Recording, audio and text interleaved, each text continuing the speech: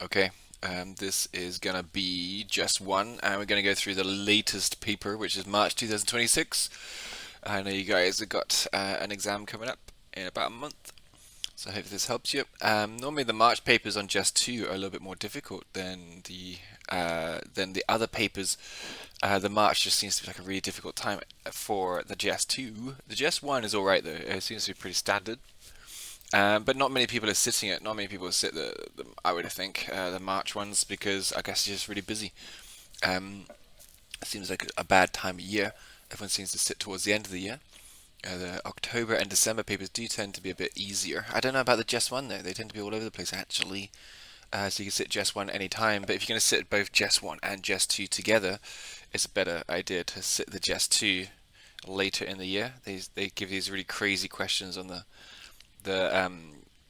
March papers for just two.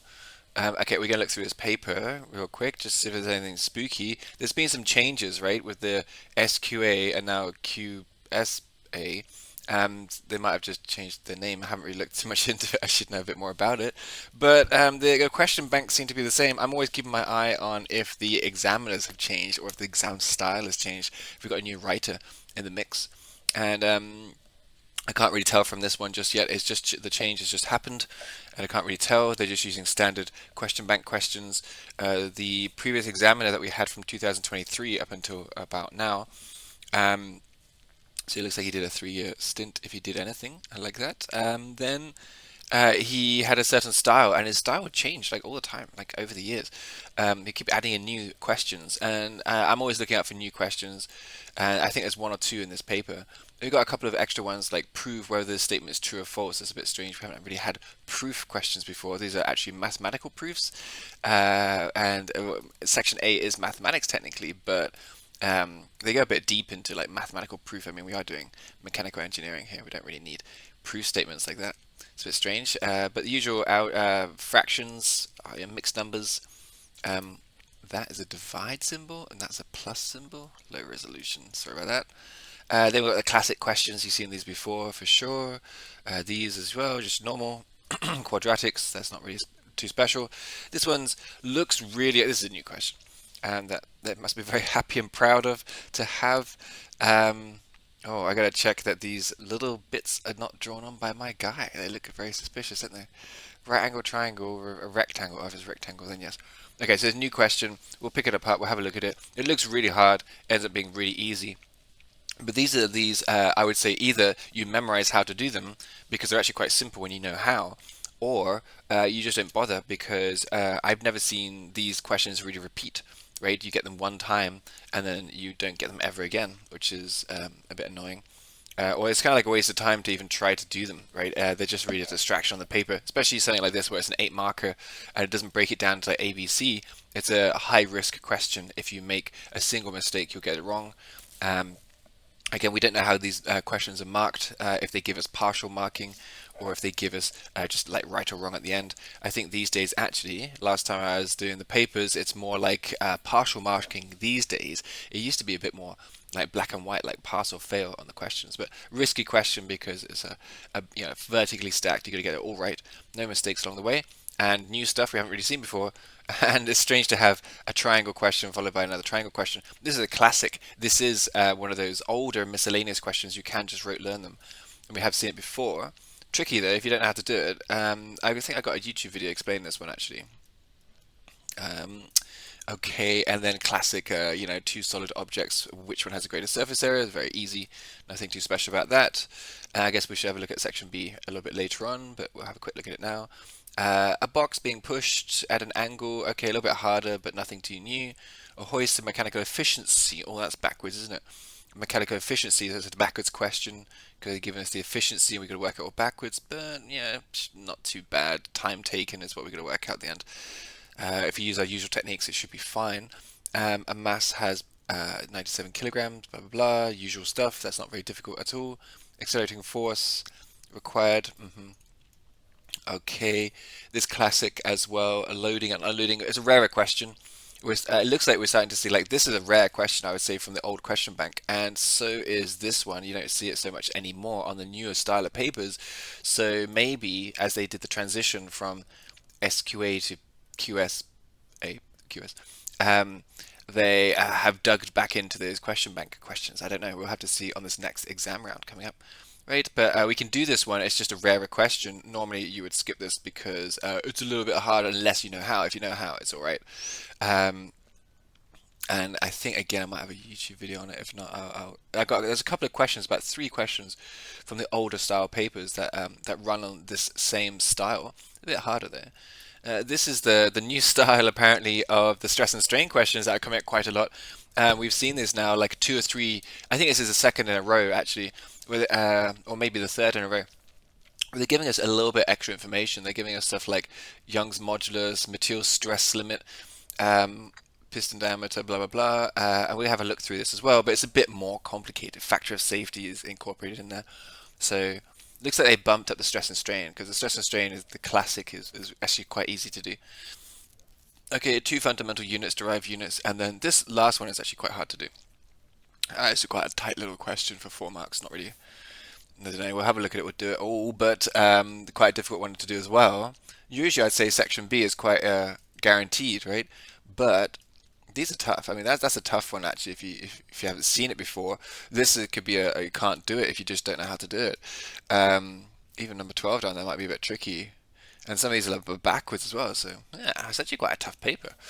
All right, well, let's get into it one by one.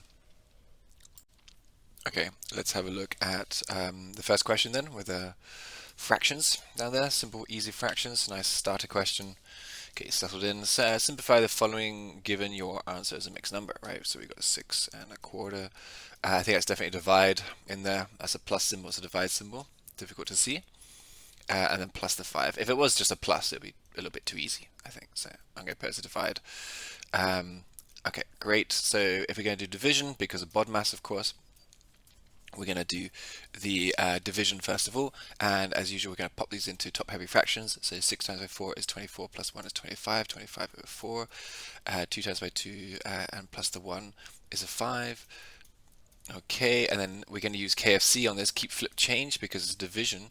So write that down somewhere. KFC, keep flip change. We'll keep the first one the same, 25 over 4. We're going to flip the second one, so 2 over 5, and change it into a multiplication. Now we can actually cancel out the 25 and the 5. That would be nice to get rid of that. Drop that down to a 1. We can do the same kind of trick there with the 2 and the 4. We can divide this by 2 to get a 1 and a 2. And then the calculation is now 5 times by 1, which is 5, and 2 times by 1, which is 2, and that is going to be 5 halves for that little section. Oh yeah, so I just realized I don't normally teach it this way. Normally just do it on the calculator, don't we? So I should be teaching my GCSE students, A-level students as well, and then we're going to do a lot of this stuff without a calculator. But you got a calculator, so you can just bang this through the calculator. Let me just run this back a bit because I don't normally teach this method. I'm sorry. For the engineers, what we do here is we just go ahead and I just ran it back a little bit, right? We're just going to go ahead and multiply these guys. 25 times by 2 is 50, and 4 times by 5 is 20. This will both divide by 10 and get us back down to the 5 over 2 I just showed you a second ago. And you can do that on a calculator, right? 50 divided by 20 gives me 5 over 2. So this can be written as 5 over 2. Okay, that's better. And the plus 5 is just stuck on the end. So we're going to drop that plus 5 all the way down to the rest of it. And this is actually like 2.5 plus 5. I mean, you could almost do it on a calculator, really. I just got it in there, and you could just add 5 without justifying anything. We got 15 over 2. But I think in the questions it says, like, you know, show all your working. It doesn't. It might say on the cover sheet that you should definitely show all intermediate stages, so we might as well do it. We normally train up on the whole process. So this is 5 over 1, gives a whole number, and we're going to take that 1 and cross multiply it. So we'll put the 1 over here, take the 2, put it over here. This makes common denominators. It makes the same number on the bottom, right? So we get 5 over 2, doing the little mini calculations. 5 times by 2 is 10, and 1 times by 2 is 2. Now we've got the same number on the bottom. We can actually add these guys together, 15 on the top and 2 on the bottom. This is a top-heavy fraction, and they want it as a mixed number. So I just showed you this on my calculator. I've still got it on there.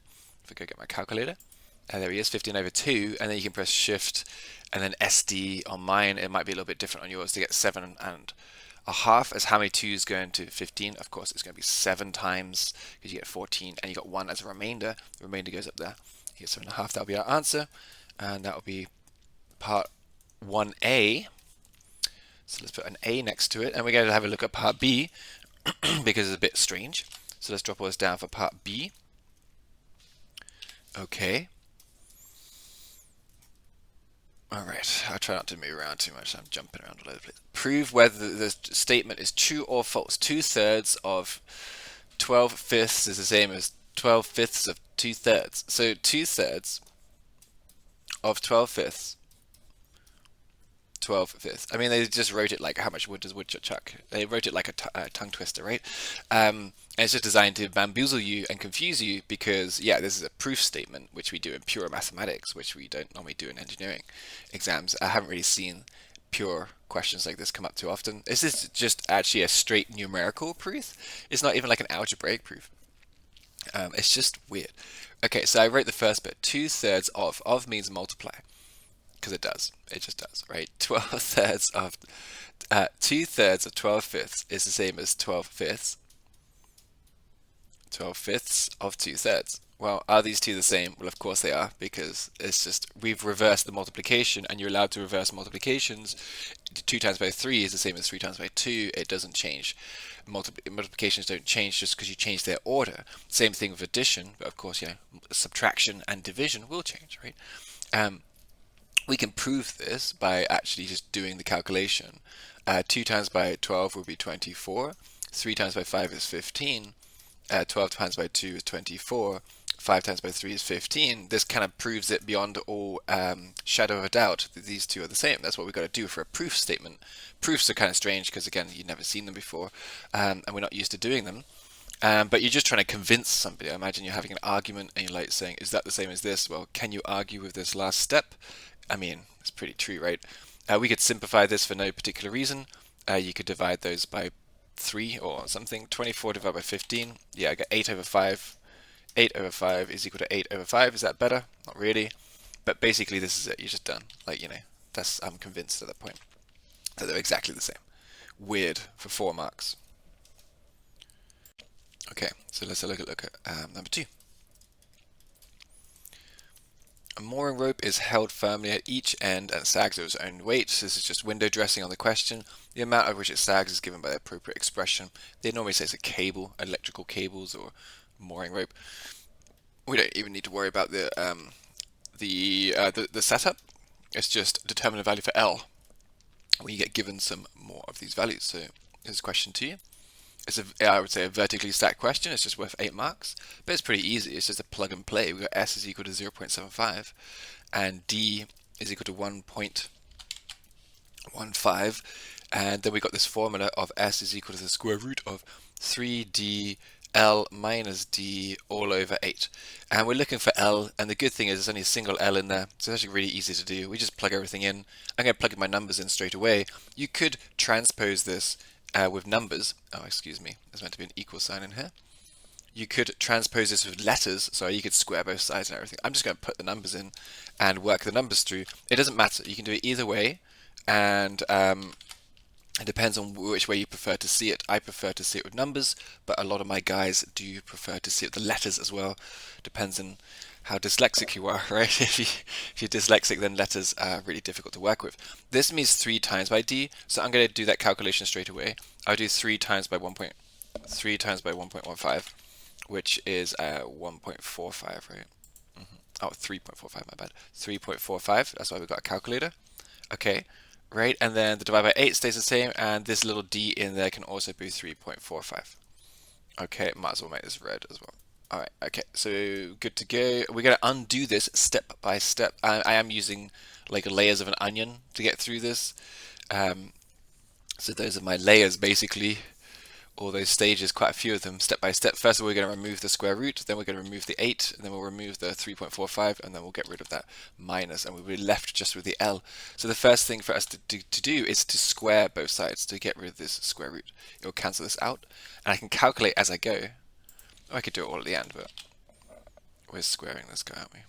0.45 squared, 9016, or 5625. 0.5625 Yeah, it looks like a lot of numbers, but by the time you've done the whole course, you're quite used to crunching these numbers. It's not really that bad.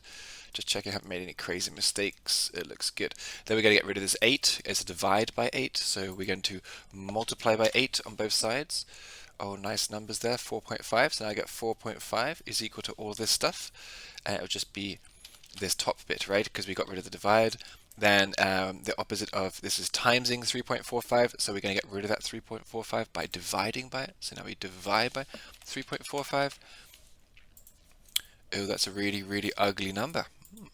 Let's just write down some of these numbers, I guess. 1.304, etc. I'm going to keep it in my calculator so I don't lose the accuracy.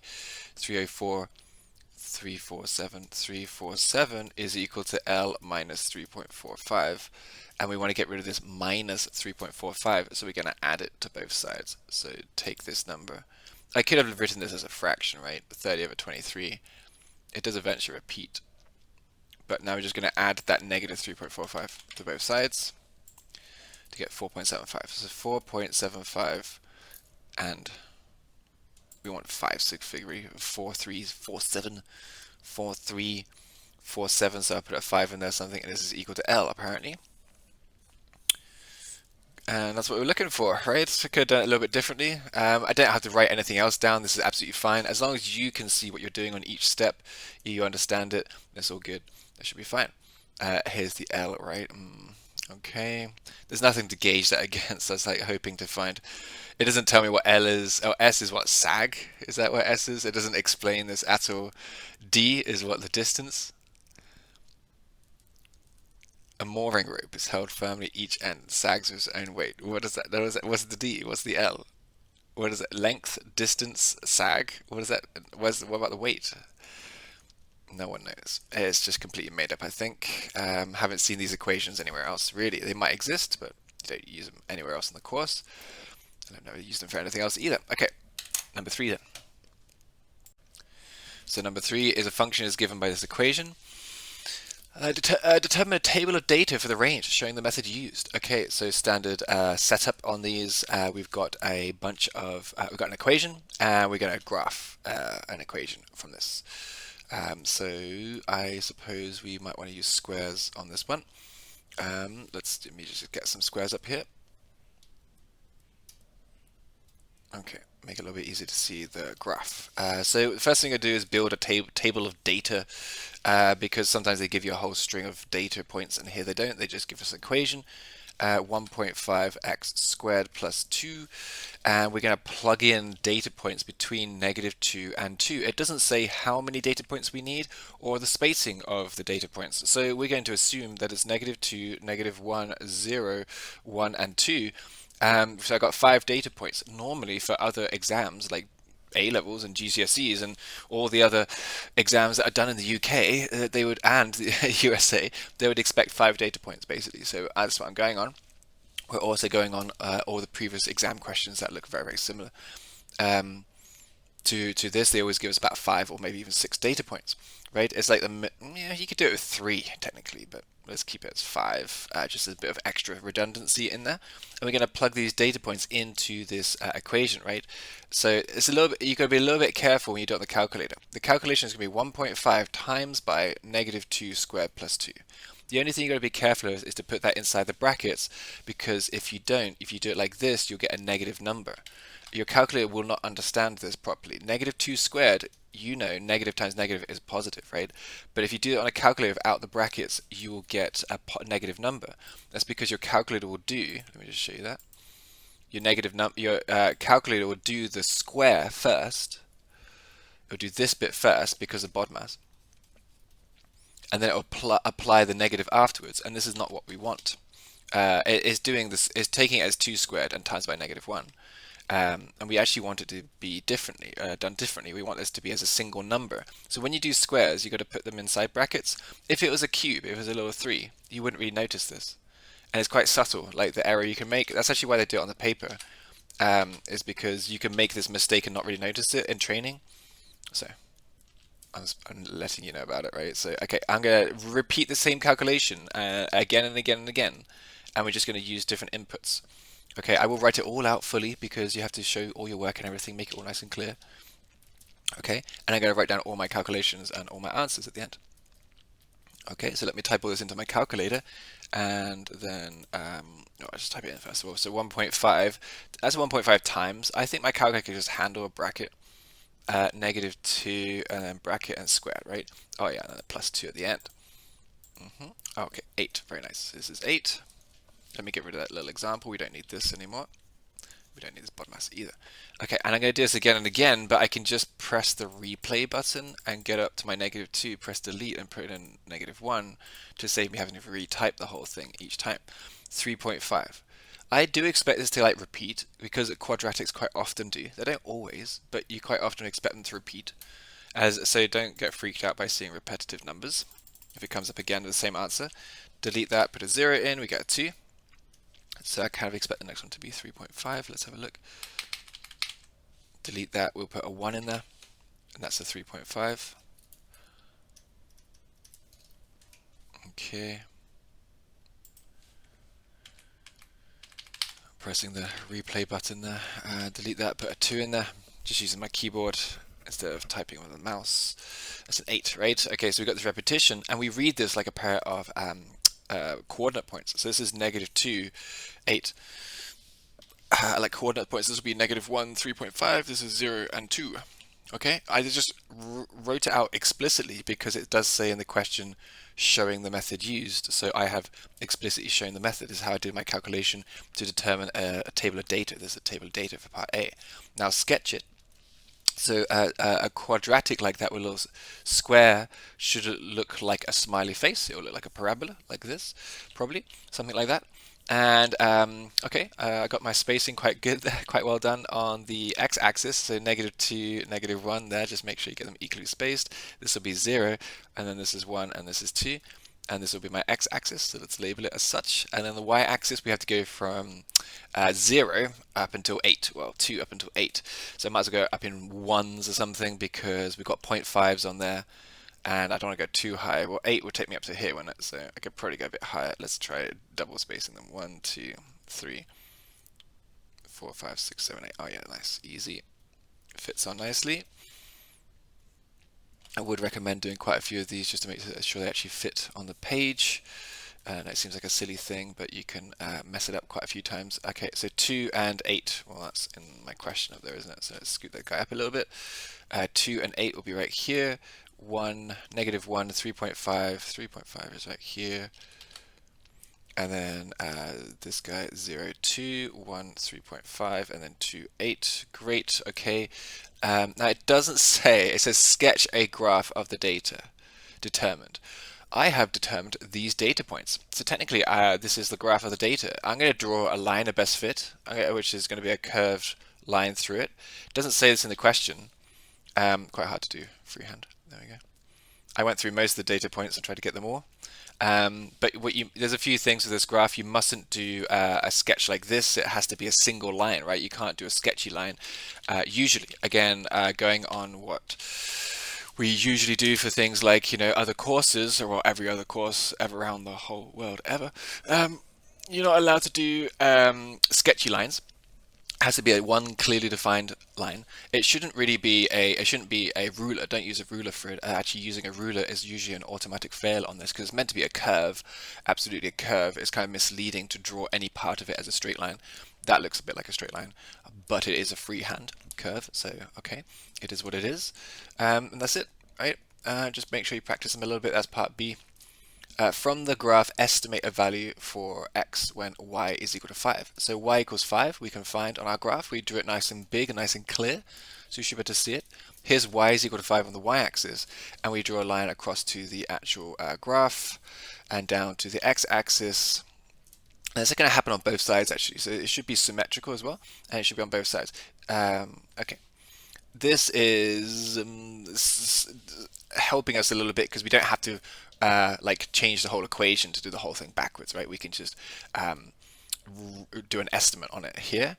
And if I zoom in a little bit, I think this will be 1.25, so I don't know, about 1.3 maybe. So that looks like about 1.3, and this should be about -1.3. So I think those are my two x values for part C, which is from the graph, estimate a value. So C, I'm going to write just in English, when y is equal to 5, x is equal to negative 1.3, and x is equal to 1.3. It should be like approximately, so I could use like a wiggly line to say x is approximately 1.3. But it's an estimate, and that's okay. We can actually check that estimate by plugging that into my equation, and there's no reason why I couldn't have picked that as an original point, because they never said I have to use whole numbers. I just picked whole numbers because they're easy. I could have done a few more decimals in here just for fun, so I might as well do 1.3 in here to see how accurate. We expect this to come out to be 5. What do we get? 4.5. Oh, it's a little bit small, huh? It should be a little bit bigger, like 3.5.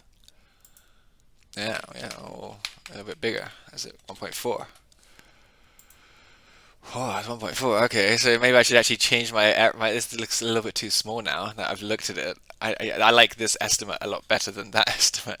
You get a little range of values usually like allowed on your estimate, and 1.3 might just be a little bit too low. Maybe I'm just reading my graph wrong. I mean, I don't know why. That's 1.25, right? That's 1.5. I mean, it looks like 1.3 to me, but I guess my curve, I just didn't draw my curve curvy enough. It's a bit difficult to tell. It should be more, what, curve like that, so I have to go further over. Yeah, it's kind of difficult to tell. It does actually show 1.3, so I'm not going to change it, even though it's quite off. I mean, it's just an estimate. It says find the estimate, so I think that's okay. I'll leave it like that. Okay, number 4. Oh, this is a hard one. Okay. Make it a little bit bigger so you can see it. I mean, this is not a hard one exactly, but it's a new question. So if you see this on the paper, I just wouldn't bother doing it. You completely skip it. Focus on what you know. You know, get like 8 out of 10 questions 100% correct, and then don't even worry about this thing. I'm going to do it out of curiosity's sake, just because it looks like a hard question. Usually, you know, they look hard, but once you know how to do them, you go, oh, it's so easy, and it is kind of worth doing if you know how to do it. But if you've never done it before, it's not worth doing, because you're going to get it wrong, basically. So it says it shows a right angle triangle with a rectangle inside of it, inscribed inside of it, inscribed within it. Determine the area of the rectangle, which seems almost impossible to do. So I'm going to draw a picture of this triangle. And it does say it's a right angle triangle, so that's a right angle at the top there for sure. I'm not sure about all these little lines. Maybe my guy taking the exam or drew these on, not sure. Okay, let's put, this is the rectangle we're talking about, and then we've got these extra triangles. Let me just make this like a neutral color, like make it black, because I want to talk about, oh, we better get the measurements on there. We write this at 11 centimeters here, 5 centimeters here. Okay, great. Yeah, quite right to say if that's a right angle, this will be a right angle because, of course, it's a rectangle, right? Which means that this triangle on the left-hand side, let me call it the blue one, this blue triangle here, that will also be a right angle triangle. So it's going to look like this. Just going to pull it out so we can work on it individually, and it has a angle or a length of 11. And on the other side, we've got another little red one over here, which has the short side is equal to 5. Something like that. Okay, and then how the heck do you get this rectangle out of it? How do you know how long it is in total? They're kind of related to each other. They're really related to each other. These are actually called similar triangles, not that you need to know that for the course. It means that they're actually like a bigger version. You could scale one up to be the other and scale it down, which is quite strange. And there's quite a few different ways you could even approach this question. So we could say like this angle is the same as this angle if you wanted to. Not that it helps us too much. They're like a small version and a big version.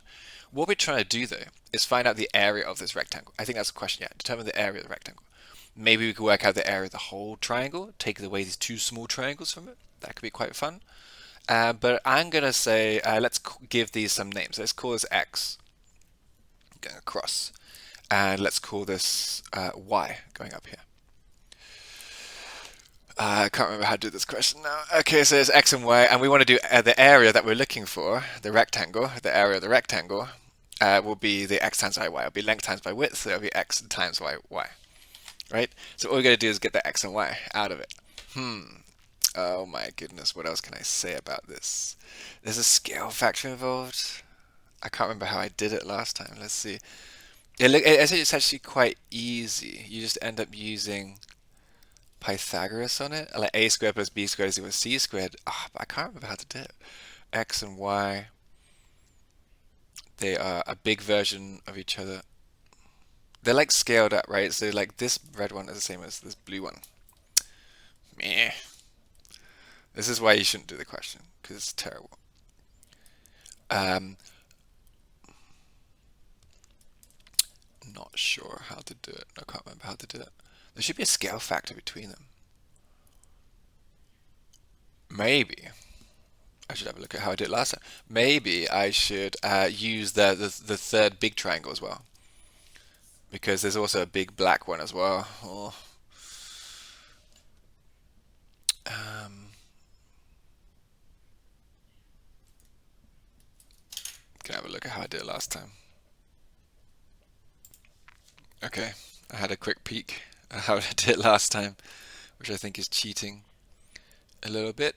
Okay, so yeah, they are similar triangles. I literally just had a peek up here because I did it this test a few months ago when it came out. Okay, so because they are similar triangles, again, we don't use this for anything else in the course. It's just not worth learning. This blue triangle is the same as this red triangle, just like a scaled up version of it. So we can use SOHCAHTOA on it apparently, because that's what I did last time. So we set these guys as the same angle, right? So we can call it the same angle. They are the same angle because they're locked together like this inside of the same triangle. It's like self-similar. Like this one's the same as this one and the same as the big one.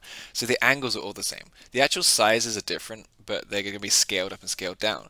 But we don't care too much about that if we're talking just terms of the angle. So this blue triangle, we're trying to find that y because that y is on this opposite side. So let's call this guy y. And for this red one, we're trying to find this x because that x will be part of our rectangle.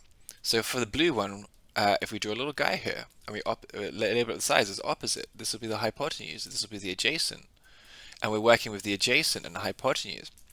This is how we're going to do it. We're going to use SOHCAHTOA. So silly old Harry caught a lot of haddock trawling off America. Something like that. Adjacent and opposite. So we're going to use adjacent and opposite to do it. So it's going to be the TOA. So we can set this up as being tan of the angle, whatever that angle is, we don't actually know, should be equal to the opposite, which is y, over the adjacent, which is 11. Okay, and that's about all we can do with it. These questions are annoyingly hard like this. You're actually going to see this on the next question as well, this one we're doing. The next one is going to use a very similar technique to this. It's called simultaneous equations, which we don't use on the course for anything else. So it's like next level, it's a little bit harder and not really worth learning. Except sometimes you get papers where there's two of them in a row. But it's more like you're going to memorize how to do it rather than actually learn the technique because it's a very rare technique. We don't use it enough.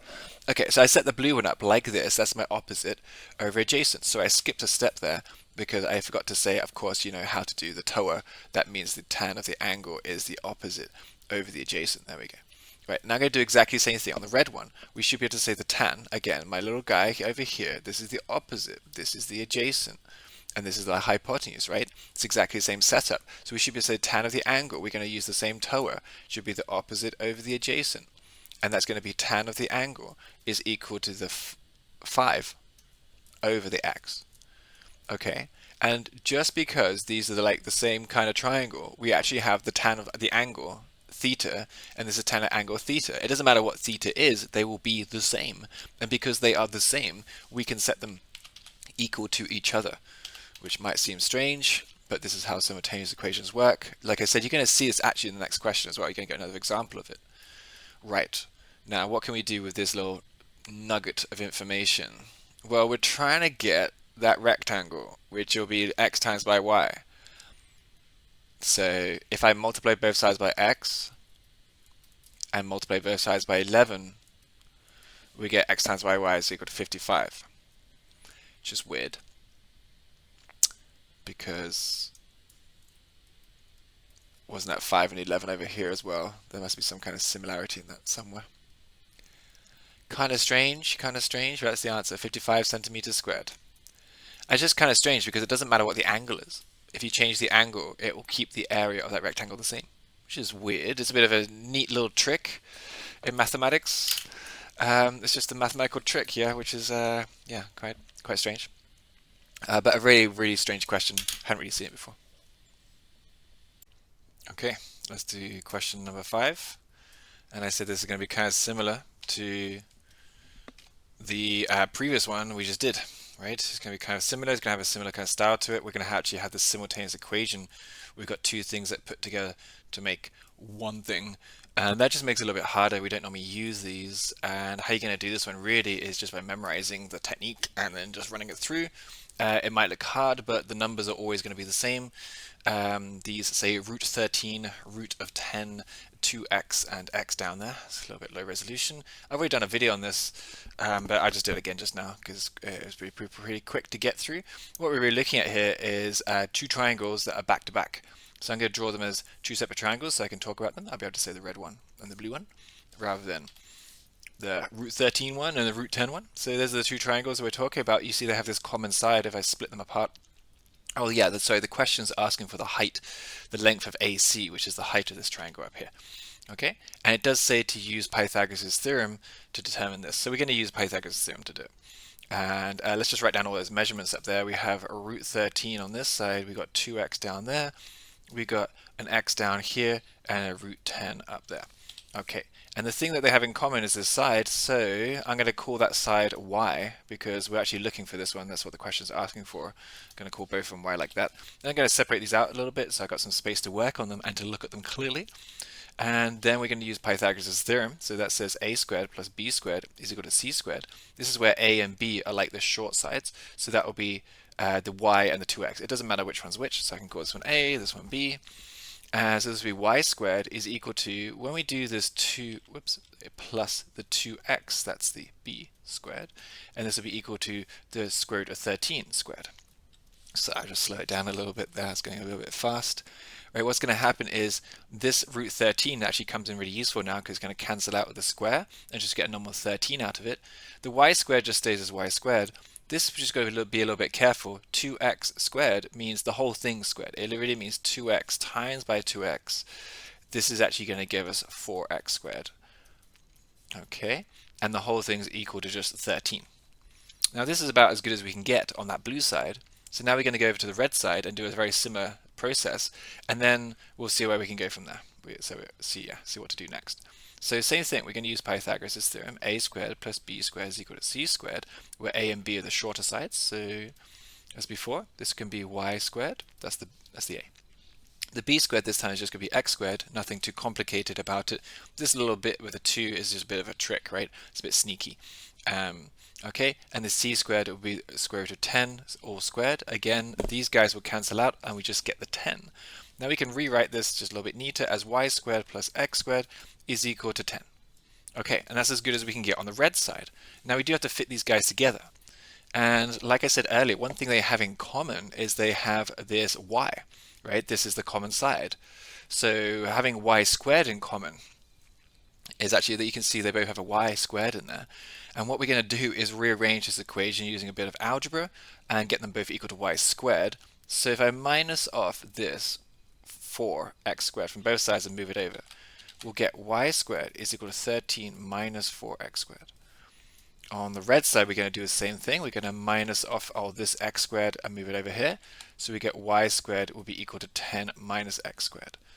Now you see they're both equal to y squared, so we can set them equal to each other, which I know is a little bit difficult because it's a little bit of a difficult question. But like I said, it's always the same. So because they're equal to each other, this blue bit should be equal to that red bit. And finally, we can get to work actually solving for x in these two. Now I want to take away, I want to get my x squares on one side and all the numbers on the other side, and I want to get rid of the lowest value. This is actually the lowest value, so I'm going to add 4x squared to both sides. I don't normally write out my individual steps like this, but 4x squared minus an x squared will get me 3x squared. So over here we'll be left with 3x squared.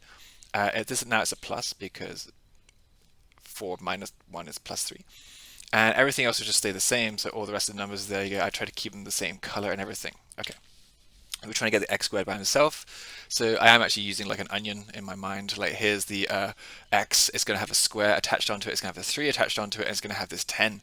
So we're going to start chipping away until we get that x by himself. So the first thing to go will be the 10, and then we divide by 3, and then we'll square root it to get the x by himself. So let's get rid of the 10. If we take 10 from both sides, we'll just be left with 3. Now we can divide by 3, and then we can square root of 1 to just get 1, or negative 1. It's not going to be negative because I just did a square root here. It's not going to be negative 1 because when we talk about physical distances, we don't talk about negative numbers for some reason. Well, for valid reasons. Okay, so x equals 1, and that's all very nice and everything, but the question wasn't asking for x. The question was asking for the height, right, the AC, and I call that y. So I got to go back and calculate y. I should have an equation in here somewhere that just tells me like y is equal to all of this stuff. So I'm going to use this one or this one. It doesn't really matter which one. Let me just grab this red one over here. And we can pop x equals 1 into this equation. It should calculate y for us. So y squared should be 10 minus 1 squared. 10 minus 1 squared is 9. So we square root both sides here to get y is equal to 3. And that's the answer we're looking for. 3, is it centimeters? Sure is, it's 1 centimeters. And we had to work out the height of this thing. So that will be 3 centimeters will be the answer. A little bit tricky, but like I said, the numbers never change. It's just always exactly the same. So once you know how to do it one time, you can do it again. They're rare questions. It doesn't come up too often. I mean, you can look through the past papers for yourself and decide how rare it is, but I would say it's low priority. It doesn't come up too often. But when you get in a combination with like this previous one, kind of makes it a bit of a hard paper actually to get both of these together, because there's a couple of difficult questions on these, and this is what the examiner is really good at actually. He was really good at making the exam just like passable. So you get 6 questions that you can do, and then the rest of them can be a bit hard. Okay, so now we're going to do question number 6, which is this one, a standard question, nothing difficult about this. 2 solid objects are compared to each other. The first is a cone with a height of 1.1, base diameter blah blah blah of 0.9 meters. The second is a sphere with a diameter of 0.9 meters. Show which one has a greater total surface area. These are standard vanilla questions. We're very happy to have them. They're not really anything special. The numbers are different maybe, but you know, it's everything we've done before. Basically everything we trained on. Not novel situations, is those novel situations that are a real pain to work on. It says the diameter of this is 0.9 meters and the height of it is 1.1 meters on the cone, and the sphere is also 0.9 meters. Okay, that's a sphere over here. We're talking about surface area, not volume, so the whole thing is going to be surface area, so don't accidentally calculate volume. And the surface area of the cone is a little bit tricky. It's got 2 surfaces. The base is just a circle, so that will be pi r squared. And then the surface area of the cone, if you remember, is like, the formula is pi rl, where L is the slant height, and we use like a URL, like a web address, like a URL to remember pi rl. It's a small modification of that. Okay, so we've got to get the L on this. We've got the H, which is no good for us. We actually need the L. So again, this is like standard calculations. We're going to work out a little Pythagoras' triangle in here. Right, so I'll just copy that triangle down below so we can work on them clearly, separately. We know the height of this thing is 1.1 and the base will be 0.45, right, because it's going to be half of that 9. Just make that a little bit bigger so we can see a bit clearer. There we go. We're going to do some Pythagoras on this to work out the diagonal, because this will be our slant height. That's what we need. This will be our L. So it will be a squared plus b squared is equal to c squared. A and b are the 2 shorter sides. So 0.45 squared plus 1.1 squared, and this will be c squared.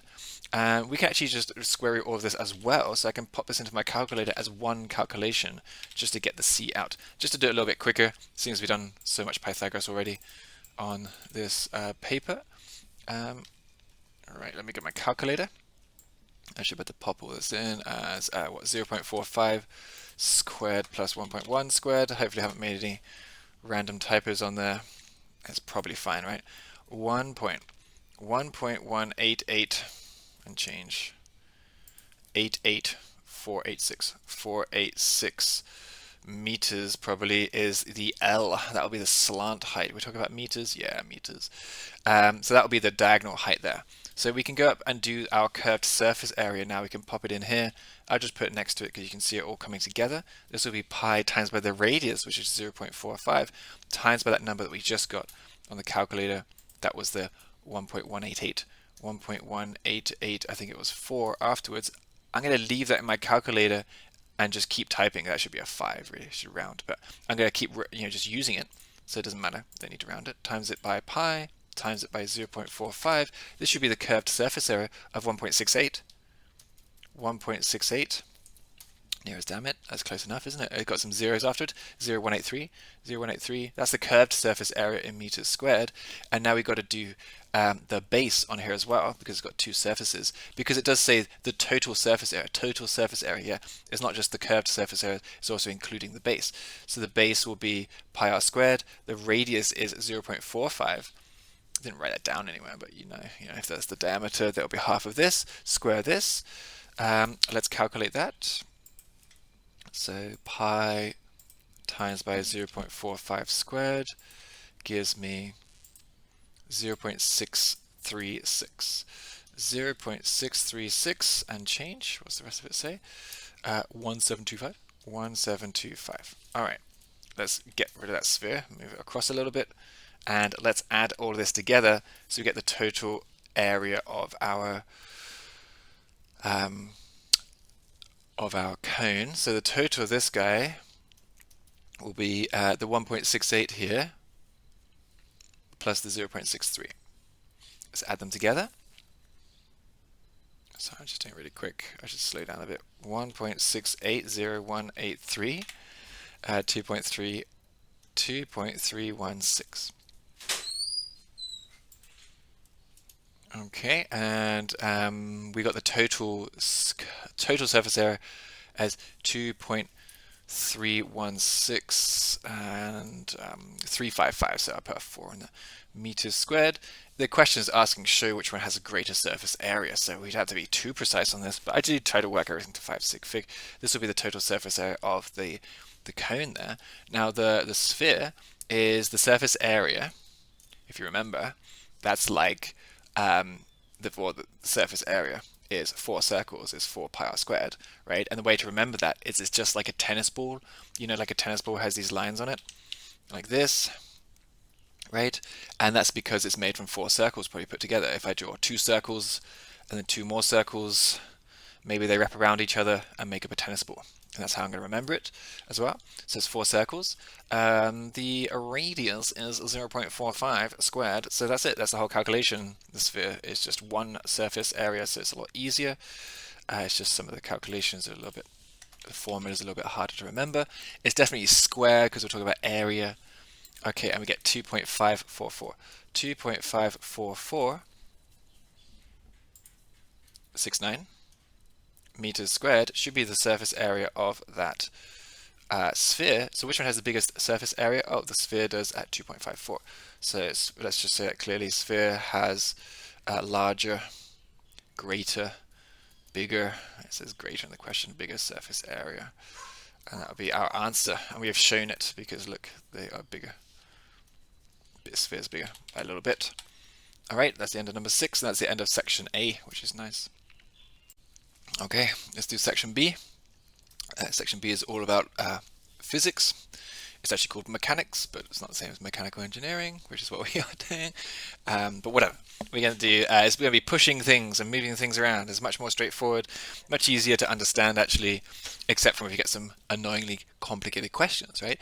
And this first one's a little bit tougher than we want it to be, but it is what it is, and it's doable, right? So a box has a mass. Just checking that there's one of these that's a bit special. Okay, a box of a mass of 30 kilograms has a steady force applied to it at an angle of 20 degrees above the horizontal. There is a friction force between the box and the surface.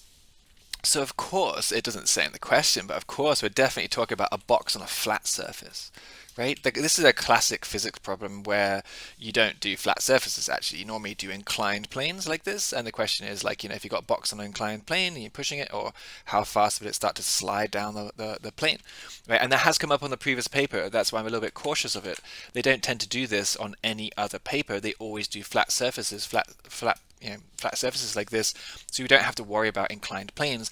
It's just a classic physics problem that we'll see a lot in other exams, right? You're just going to see it one time or one of the papers, and I think they put it on there just to scare you. If they start putting it into the papers, we'll have a look at it. But if it only came up one time, I'm not going to consider that to be a regular question, right? So here we've got a box with a mass of 30 kg.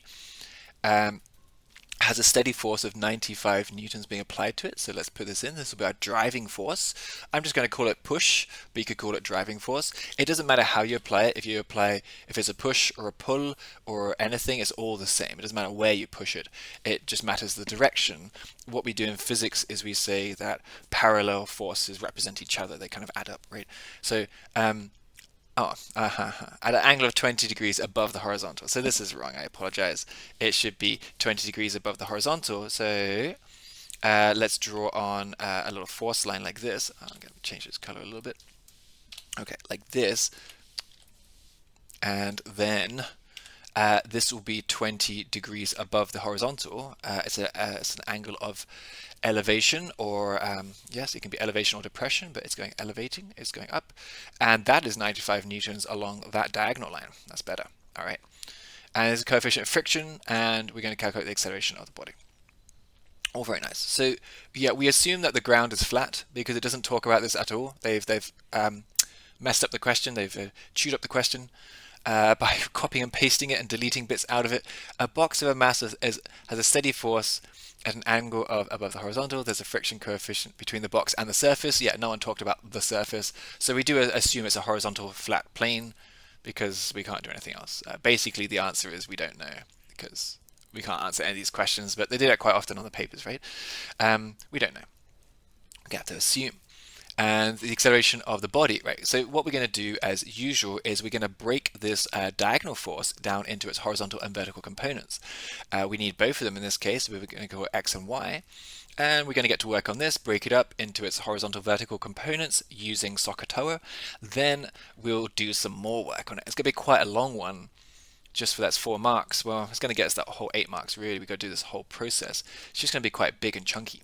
So let's get into it then. First thing we're going to talk about is actually the forces, and this will be the horizontal and the vertical forces. The horizontal is going to be pushing it, therefore causing acceleration in the horizontal plane, because this plane is definitely horizontal, even though it doesn't say that in the question. And that's why I put an x on here, because x goes left and right and y goes up and down. And we're going to use SOHCAHTOA to do it, and we're going to break up that little triangle. So let's grab that triangle and pop him over here so we can draw all over him.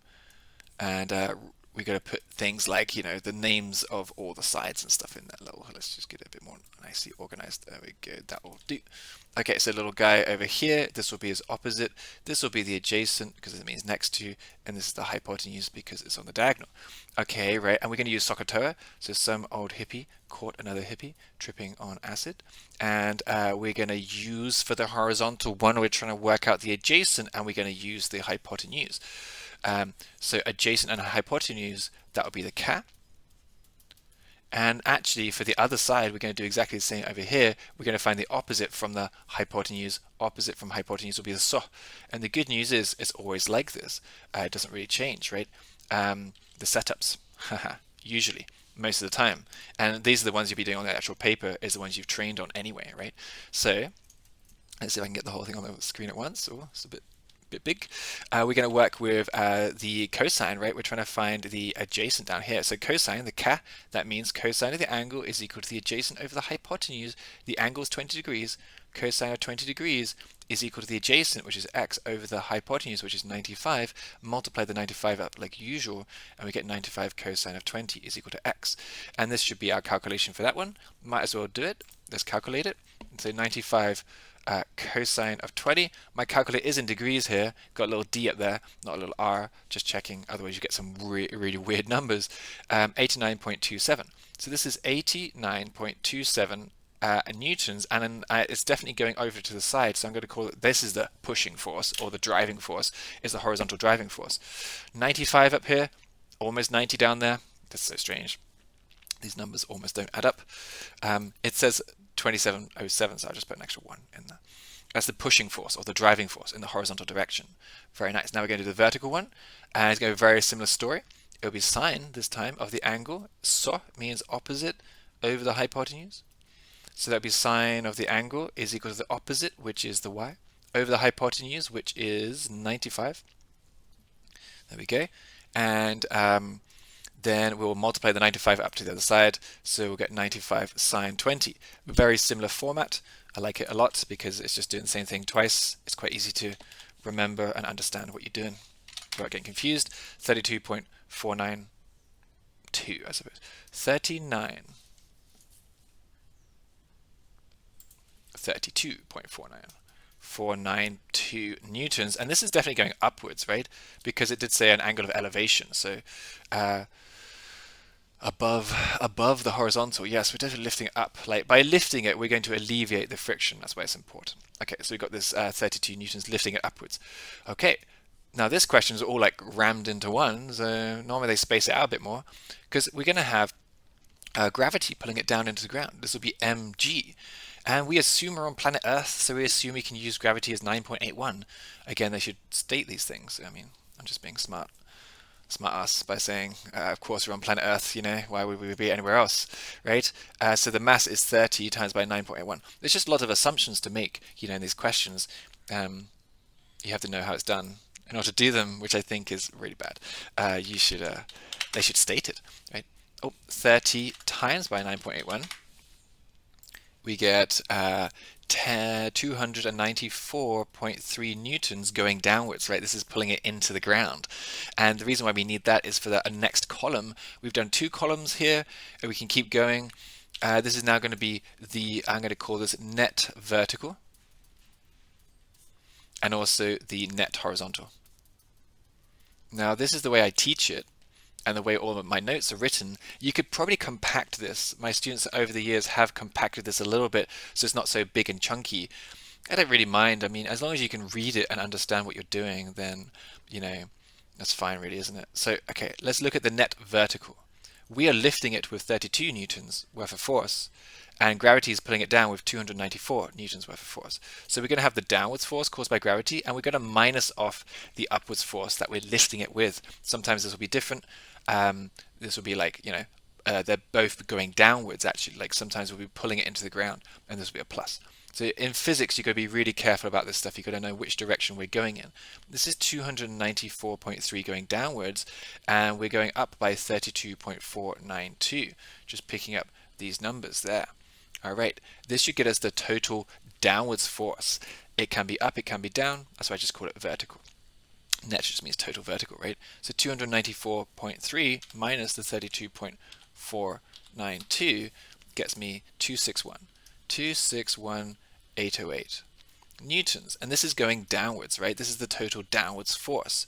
Now, this is going to be used to calculate the friction. So the next calculation we're going to do is going to be friction. And we're going to use the friction formula. Friction is fun. Of course it's not. It's ironic, and that's how we remember it. Friction is fun, F mu n. Right? This n is not the newtons, it is the normal force, because that's how people speak. It doesn't make any sense, but it's just a name we give it. Right? And that's the downwards force here, or the resultant downwards force. It's not the 294, it's going to be this guy because we're lifting it a little bit. So that's going to go in here.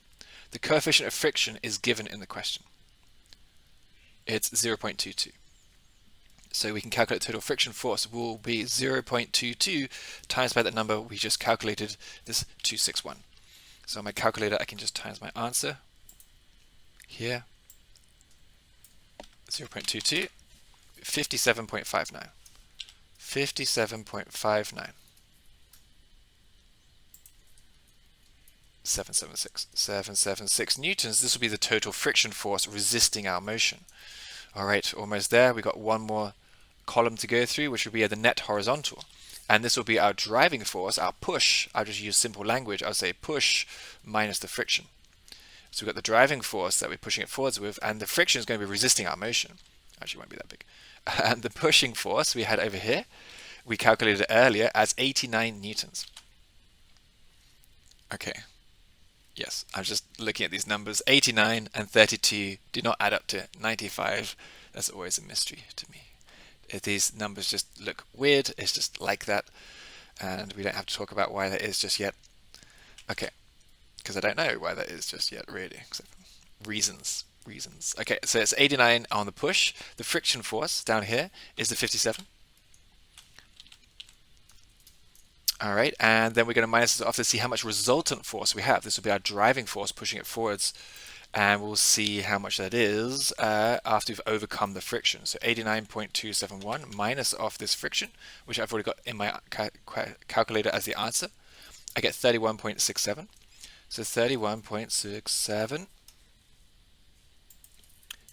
324. 324 newtons there. Okay, great. This is the resultant force. It's like how much we're pushing it after we've overcome the friction. And now the question asks for the acceleration of the body, which is what we're doing this for. So we're going to find out the acceleration. Like I said, it's a lot of work for the 4 marks, this guy. But we need it because some of the questions are quite hard on this paper, so we need all the marks we can get. So now we're going to finally calculate friction. I meant acceleration, and we're going to use F is equal to ma.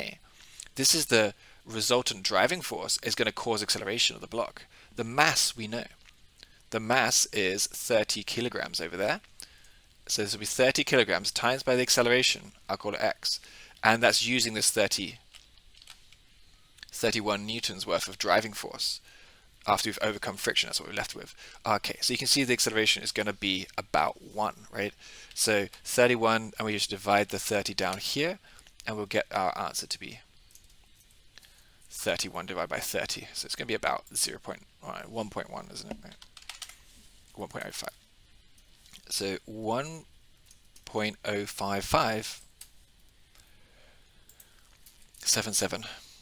77, and this will be meters per second squared, and this will be the acceleration of the block. It's a lot of work to get there. Sorry I went through it so quickly. I can go a bit slower in class time and explain stuff as we go. It takes a little while to pick this up, but these kind of techniques of breaking things down and looking at them in their horizontals and verticals is very common. We do it a lot. It's like a reductionist model, actually. We break a diagonal movement into smaller separate movements in the horizontals and the verticals, and then we can work out what's going on, right? So we use it later on is what I'm trying to say. We will use this technique in multiple places, so it's definitely worth learning. This is question A, the acceleration of the body. Now we're going to do part B, which is the distance it will travel in 10 seconds. Do we need part A to do part B? So this is the distance traveled in 10 seconds. This is definitely going to be a SUVAT calculation, S-U-V-A-T. All right, so the initial velocity is probably 0, right? Let me go get the question. So I have to keep scrolling up and down. I'm sure it says it starts at rest. Of course, it doesn't say that because this is a badly written question. So the distance the body will travel in 10 seconds. A box of a mass has a steady force applied to it at an angle. There's friction between the box and the surface. So it doesn't say the box is at rest. So for all I know, the box is going 1,000 miles per hour, right? I have no idea. And we're going to get it to go faster. And I can't answer this question, again, because they've missed out information on the actual question. So we assume the box is at rest, because what else can I do here? It's so silly. Come on, guys. I mean, I have to assume there's 0. Okay. So I'm going to assume that we're at rest, because most of the other questions, all the other questions are at rest. We start with a mass, a box, at rest. And it should just say that on a flat surface. They could have just put an extra sentence in there. I guess, you know, paper's expensive, right? So an extra line of writing. They could fit it in here. It wouldn't even cost ink. What are they trying to save here? They don't even print out it's a PDF. Okay. The distance the body will travel in 10 seconds. We assume they're starting at rest. The acceleration is the number we just calculated. What was that, 1.05? Yeah, 1.05577 meters per second squared. Yeah, okay, I'm just checking. I did actually put meters per second squared in my units for acceleration. Yeah, I did. Nice. Okay, cool. So that will be the acceleration, and they gave us 10 seconds. So you know the deal. If you've got 3 bits of information, you can calculate the other 2. We want the distance, not the final velocity. We're going to use v is equal to u plus at. Not going to use that one because it doesn't have an s in it. S is equal to ut plus half at squared. Yep, we're going to have to use this one, and we don't need the last one because it's not what we're using. These are 3 SUVAT equations. We're going to decide which one to use. We're definitely using this one because we don't have a v. This has a v, this has a v, and we don't know v, so we can't use it. So we're going to use the middle one. S is equal to ut plus half AT squared, right? I am assuming that u is equal to 0, we should make this whole front bit 0.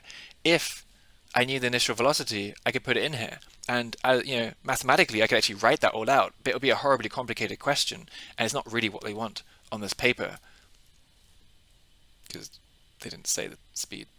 So I could have said, like, anyway, I'll just assume it's equal to 0. So 0 times by 10 plus a half, that's the same as 0.5. The acceleration is the 1.05577, and then the time is 10 seconds.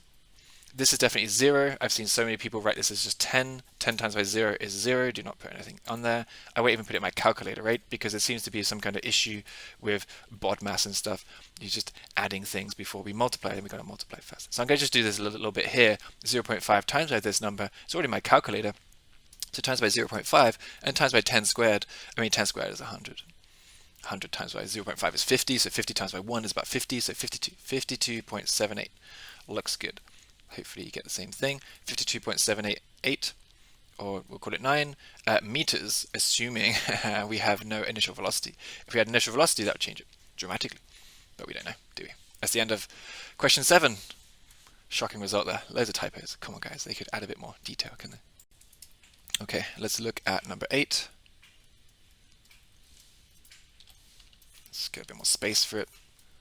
Okay, hopefully number 8 is a little bit easier than that last one. That last one was quite a lot of work, and we're just into section B, so we need quite a lot of marks in section B. A hoist has a mechanical efficiency, so that's not good because that's backwards. It's completely backwards. The motor power is measured at 8 kilowatts, and raising a mass of 1,000 kilograms through a distance of 12 meters.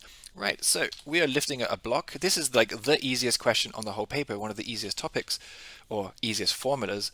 And we don't normally do it backwards though, so they try to make it a little bit harder. We're lifting 1,000 kilograms through a distance of 12 meters, and we don't know how long it takes. Normally they give us the time, and we actually use the formula of Muggett, right? Power is equal to mgh over t. This is a custom-made formula for lifting. We're saying power is mass times by gravity times by height divided by time, and then we've got efficiency to use as well. The efficiency will be the theoretical over actual, because the theoretical power should be less than the actual power required. We're gonna theorize. Oh, I need I don't know. It says 8 kilowatts, isn't it? That's the actual power used. So say maybe we've got 7 kilowatts, but we actually need 8 kilowatts, and that will give us the efficiency. So we're gonna have to work this whole thing backwards to what we used to how we normally do it. But it's quite an easy question, really. So we're gonna start off with the work done. I guess we could do work done. This will be work because it's independent of time. The work is the top bit because power is work divided by time, as you know, right? So we're going to do, this is the work. So for part A, we can say work is force times by distance, and mass times by gravity is going to create a force, because we assume that this block is moving at a constant velocity. We are not measuring the initial part or the final part of its movement, just the middle part, right? So the block is already moving at a speed, and it will not stop. It will keep going, and we're just measuring the middle bit. We're not measuring the initial acceleration phase or the deceleration phase as we're lifting it, because well, it doesn't say that. It doesn't say it's at rest at the end or beginning, so we can assume that's at constant velocity. Again, so much information they're missing out of these, but they do keep it very, very simple. So it'll be force times by distance, really. The actual formula is force times by distance. And because we're moving at constant velocity, we only have to counteract gravity. We don't have to add any more force to it. So that's where the mg comes from, and the distance is the height. So the mass is 1,000. Gravity is 9.81. We assume, because we assume on planet Earth, of course, and the height we're moving it through is 12. So many assumptions that we have to make on these papers. For lack of another sentence. Usually, the reason why I'm complaining so much is on other exams, like other GCSE exams or A-level exams, also on other university exams, we do have a lot more data, a lot more information added in here. And this is the only paper I've seen ever in my whole career. And I've worked on lots of different exams over my time, where they just kind of miss stuff out. It's crazy. Okay, so this will be the work done. It's just the first part of that Muggett. It's just the mgh. So 1,000 is the mass. Gravity, of course, we assume is 9.81, and we're lifting it through 12 meters. That's 117720. Work is energy, so it's measured in joules, and we could just leave it in terms of joules, like this. So that's the work done. All right, the power output. We do not know how the power output. Oh, we do. Okay. I got to think about it a little bit because it's not our usual approach. To get the power output from this, I would need the time, but of course we don't know the time, but we know the efficiency. So we're going to use efficiency to get into this question. So we're going to use that efficiency, and this will be the theoretical over the actual power. Right? It changes a little bit depending on what kind of efficiency you're doing, but for this kind of question, it will be theoretical over the actual. And they gave us the efficiency as 72% in the question. So I'm going to drop that straight down to 0.72. So this should be times by 100 to make it look like a nice little percentage. Sorry, my dog's going crazy in the background. So 0.72 there as the percentage, right? And I'm going to get rid of that 100. The theoretical is what we're calculating, because it says the power output.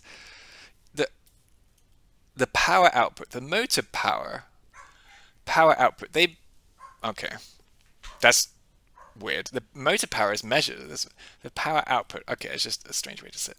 So that will be the theoretical power, I assume, is what we're calculating, and the actual power is given as 8 kilowatts, which is 8,000, right? So we put 8,000 in here, multiply this up, 8,000 times by 0.72, and this has to be the question. It has to be the right way to do it. It's just strange they did it backwards.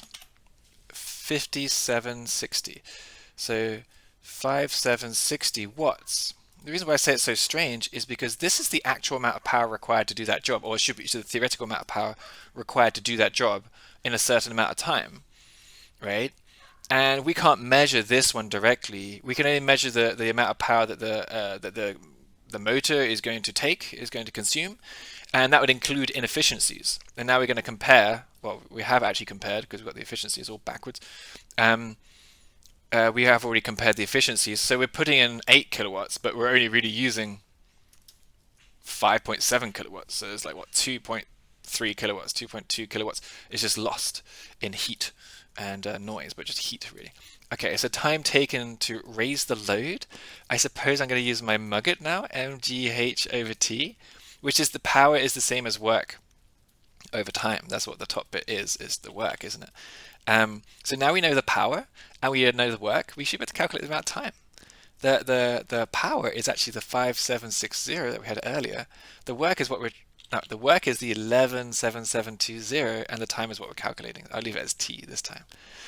All right, so that's our setup. Okay. Strange. It's really disorientating to have these, and they don't normally come up. We haven't seen this kind of backwards question very often. But like, this is such an easy question, more normally to do. It's like the easiest.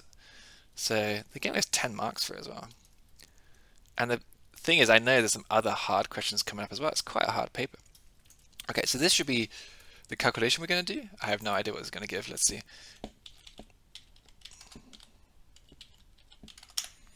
Do we get a decent answer out of it? 20 seconds. I like 20 seconds. That's doable. So it's 20.43 and a bit, isn't it? 4375 seconds. I think I can just leave it like that. It's a bit too many numbers. It should be 5 sig fig, but 6 will have to do, won't it? So it should take that long to raise the load. Just really, really, really jumbled up question, which is a bit annoying, but okay, we did it. On to the next one. Okay, let's do the next one, number 9. I think these are going to start getting a bit trickier. That was already pretty hard, but there's going to be some rarer questions or some harder ones, some older ones maybe, and some really backwards ones, and also ones that are missing information that I can complain about. So a mass of 97 kilograms has a velocity uniformly increased from stationary to 4.2 meters per second in 12 seconds. The mass is then decelerated until it came to a stop. Calculate the accelerating force required, time taken, and the total distance traveled. Any effects of friction can be ignored. Okay, right, so that's pretty good.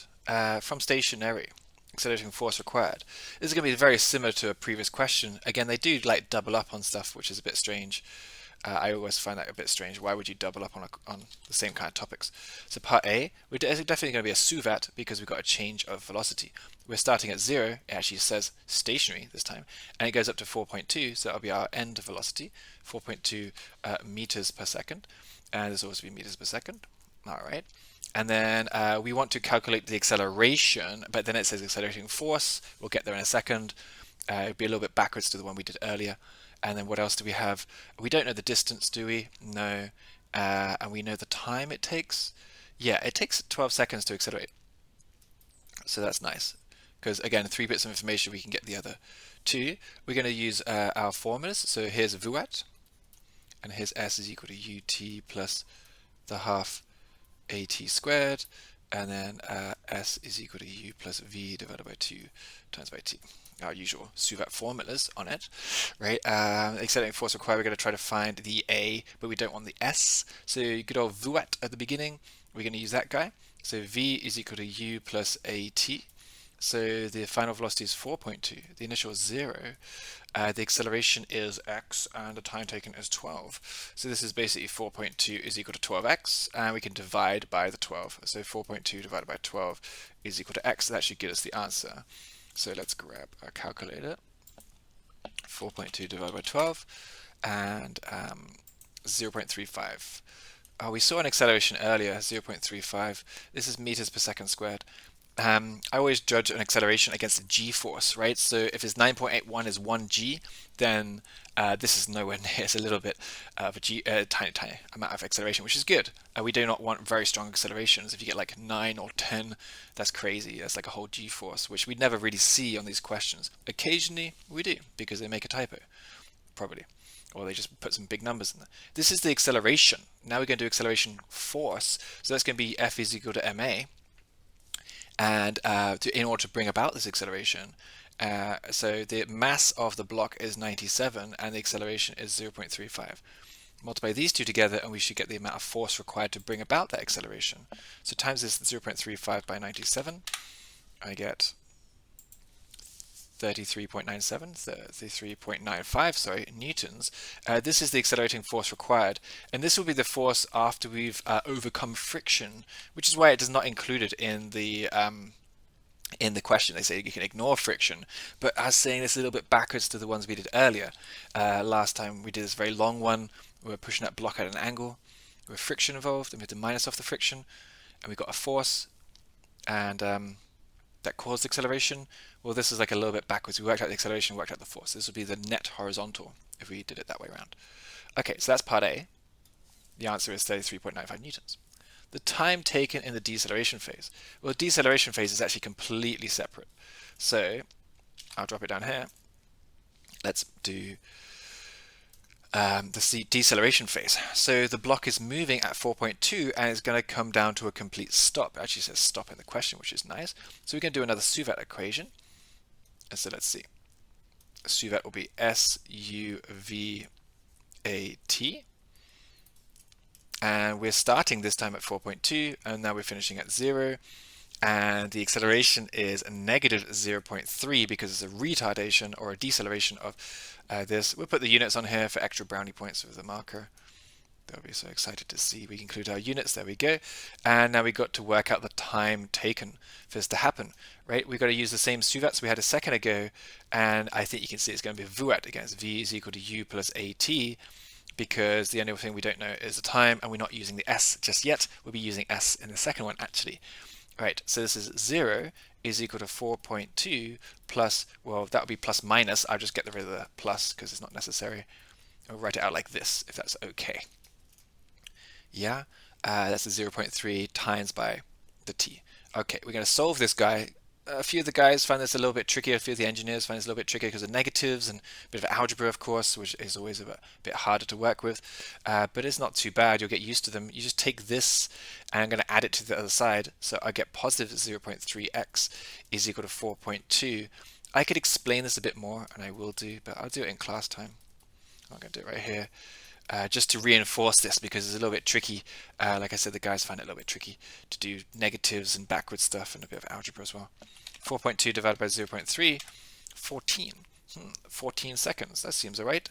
14 seconds. Oh, I could explain it here actually. What's happening is we're moving at a certain speed, right? We're moving at 4.2 and we're losing 0.3 meters for every second that we travel. So the question is, how long would it take to come to a complete stop? You'd be at 4.2 and then 3.9 and then 3.6. And if I plotted them out like that, you'd see it would take, well, 14 steps apparently to get right to the end, because you're only losing a little bit each time, you know?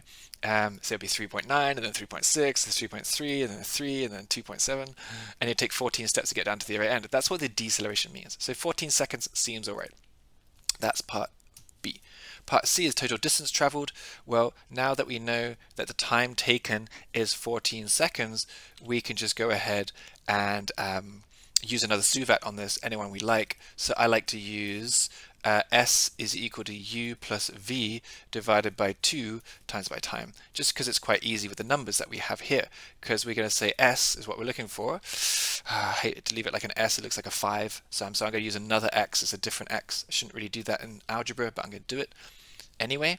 And the U is 4.2 plus the 0 divided by 2 times by the time, which is 14. We have to trust this time. There is another way to do it without relying on our own calculations, but whatever, we've got to rely on them eventually. Okay, so this is quite easy with a 0 in there, because 4.2 plus 0 is just 4.2. 4.2 divided by 2 will get me 2.1. So I can multiply these guys together, right? So let's just do that on a calculator. What's that going to be? 28 and a bit, right? So times by 2.1, 29.4. So apparently it travels 29.4 meters in the time slowing down to come to a complete stop. And that was the end of question 9. Okay, we're going to get into the next one. That was question number 9. Now we're going to do question number 10. So this one is a bit of an old one, right? I haven't seen it for a while. And it's a bit of a tricky thing if you don't have to do it. What is going on with these diagrams? I haven't seen those diagrams before. It's kind of weird. They didn't draw all this. It looks like he updated it. I gotta go find my old version of this. Anyway, for replenishment at sea, operation is taking place as shown in the diagram, where the two cables are making a right angle. In real life, they didn't have to be a right angle. They just made a right angle to make things easier in the question. And M, an effective right angle at M and can be straight cables, so 0 cable sag, as we were talking about on a previous question. Actually, that's question 2 on the same paper, huh? It's pretty funny. Over here, a mooring rope has a sag to it, but the loading cables, we can consider them to be a simpler situation, so they don't have any sag. The mass of the cables does not need to be accounted for, so they're light cables, we can ignore them. Again, simplified situation, which is absolutely fine. Everything we do in the course is nice and simple, really. Point A and point B are at the same height. Alright, I'm glad they actually said that. It wouldn't change my approach, because I have to assume that anyway, but that's nice. Find a tensile force on cable A, M. Yeah, okay. So, this is a usual setup. It's a little bit strange because it's like twisted off to the side. We'd normally, there's 2 different versions of this question. One of them is a crane, a tie and jib crane, and we're loading using that, and that's a little bit more straightforward. But this one's a little bit more strange because it's like it's like horizontal and vertical, and it kind of shakes things up a bit. It just looks a bit weird when we do it. As I can draw this diagram, we got A, we got M. We're calling it M, not C. Yeah, just M and B. And this is 20 meters long, and this is 30 meters long. And that's the basic setup, right, of the question, actually. And the trick here is to understand 2 things. One is that there's a force triangle and a distance triangle. This is the distance triangle we've drawn. There will be a force triangle, which will be a similar triangle, mathematically similar, which means it's the same, it's just like scaled. It's like bigger or smaller. Mathematically similar is a technical way to say, yeah, it's like a small version of the big one or a bigger version of the small one. It's what happens when you copy and paste and then you stretch it, you make it bigger. And you only stretch it, like I can do right here. I can make this is similar, right? Because all the angles are preserved. This is not similar, this is squashing it, which is not the same. Okay, right, so I'm going to draw in this is going to be our forces over here. Again, I've probably done a video on this one. Forces, and this will be actually our distances on this one. And if I draw in the top side of this triangle, the bit that we're missing, up here, you can see that we've got a right angle, which is 90 degrees. You've got a big angle and a small angle. It might be like 30 and 60 degrees, but we don't know what it is. Let's just call it theta. Okay, we can actually work it out using SOHCAHTOA. Not that we need it right now. We might need it a little bit later on, actually. Now I remember how to do this question. And the force triangle is a bit weird, because we've got the forces pulling down, but in physics we can like move this around. Like, this is the mass pulling it down, but we can pop it up here for some reason. We can just do that. And then forces pushing in the same direction like can be represented, they represent each other. So if I'm pulling in this direction along A, I can actually represent that with another triangle like over here. I can't remember how to set it up correctly. I think this is right. Yeah, because like this guy is parallel to this one there. And then this line I'm drawing in will be parallel to this one because they're actually on top of it. That's very easy to see, you know, that the lines are parallel because they're on top of each other and they represent each other. These two also represent each other. There's one more thing we should have a look at, which is if there was a big heavy weight hanging here on M, which line would have more force acting on it? Which one would have more tension? If you think about it, and we do this in class time, we think about a few thought experiments, that if M is closer to A, then actually A will have more tension. Like the extreme situation here would be if A was doing all the work and if B was just like basically slack and the M weight was down here, this mass was down here, all the force would be on A at that point, right? And B, or this line here, would be doing basically nothing. So in this situation, the further you are away from the mass, the less work you have to do, less tension there is on your rope, and A would have all the tension on it.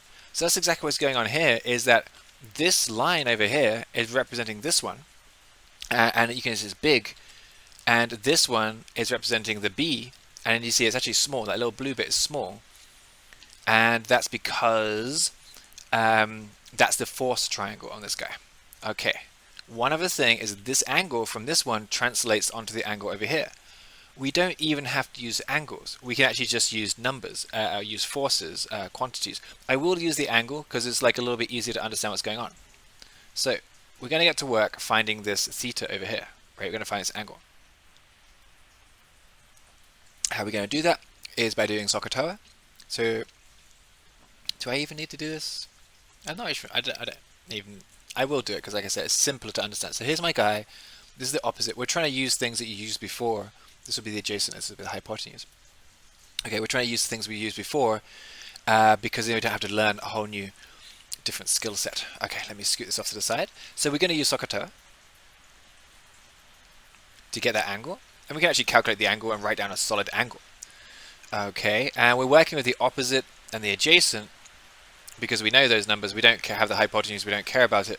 So we can find the tan of this angle. We can say the TOA, which is going to be a tan of the angle, is the opposite over the adjacent right here. Okay, we can plug these numbers in, so we can say tan of the angle will be the opposite, which is 20 over 30, and we can actually find that angle by doing tan negative 1 inverse tan on it. This 2 over 3 or 20 over 30, we can just plug it into the calculator like that without thinking about it too much. So let's do that on a calculator. Let's get a calculator. Okay, and we do shift tan to get the negative 1, and then 20 divided by 30, all in the brackets, close those brackets, 33.69 degrees. 33.69 degrees. Okay, so we found the degree of that angle, and that will translate into this other small triangle. As I was trying to say earlier, this guy, this black triangle, is actually the same as this blue triangle. The blue triangle is just like a little bit smaller, but they're mathematically similar, which means these angles are the same. You just got to trust me on that. It just is how it is. We don't even have to work this stuff out from first principles. You actually have to kind of know the setups with the physics. We're not making the setups each time, otherwise they give us completely unique questions we've never done before, and that would be really hard. Actually, it would be really difficult to do. So we've got 33.69 degrees on that angle there, on this blue triangle. Let me just grab that triangle and pull it out, and I'll just draw it again maybe, and draw it nice and big so we can actually work on it, because what we're saying is that this is definitely a right angle here in the corner. I mean, the other triangle is also a right angle. And we've got this 33 degrees, 33.69 degrees up there. Right? And then this downwards thing, the downwards is going to be the mass here. That's 250 kilograms. It's a bit low resolution. It says 250 there. and it is in, does it actually say it up here? Yeah, it doesn't say it. It should repeat the information up here in case we can't read the diagram correctly. And again, it does that in all other exams except from this course, right? 250 kilograms, we're assuming is under Earth's gravity, so it's going to create a downwards force caused by gravity, right? So the downwards force will be 250 kilograms times by 9.81, because we assume we're on planet Earth when we're loading and unloading. So 250 times by 9.81, multiply that up, what do we get? 2452.5. 2452.5 newtons is the downwards force.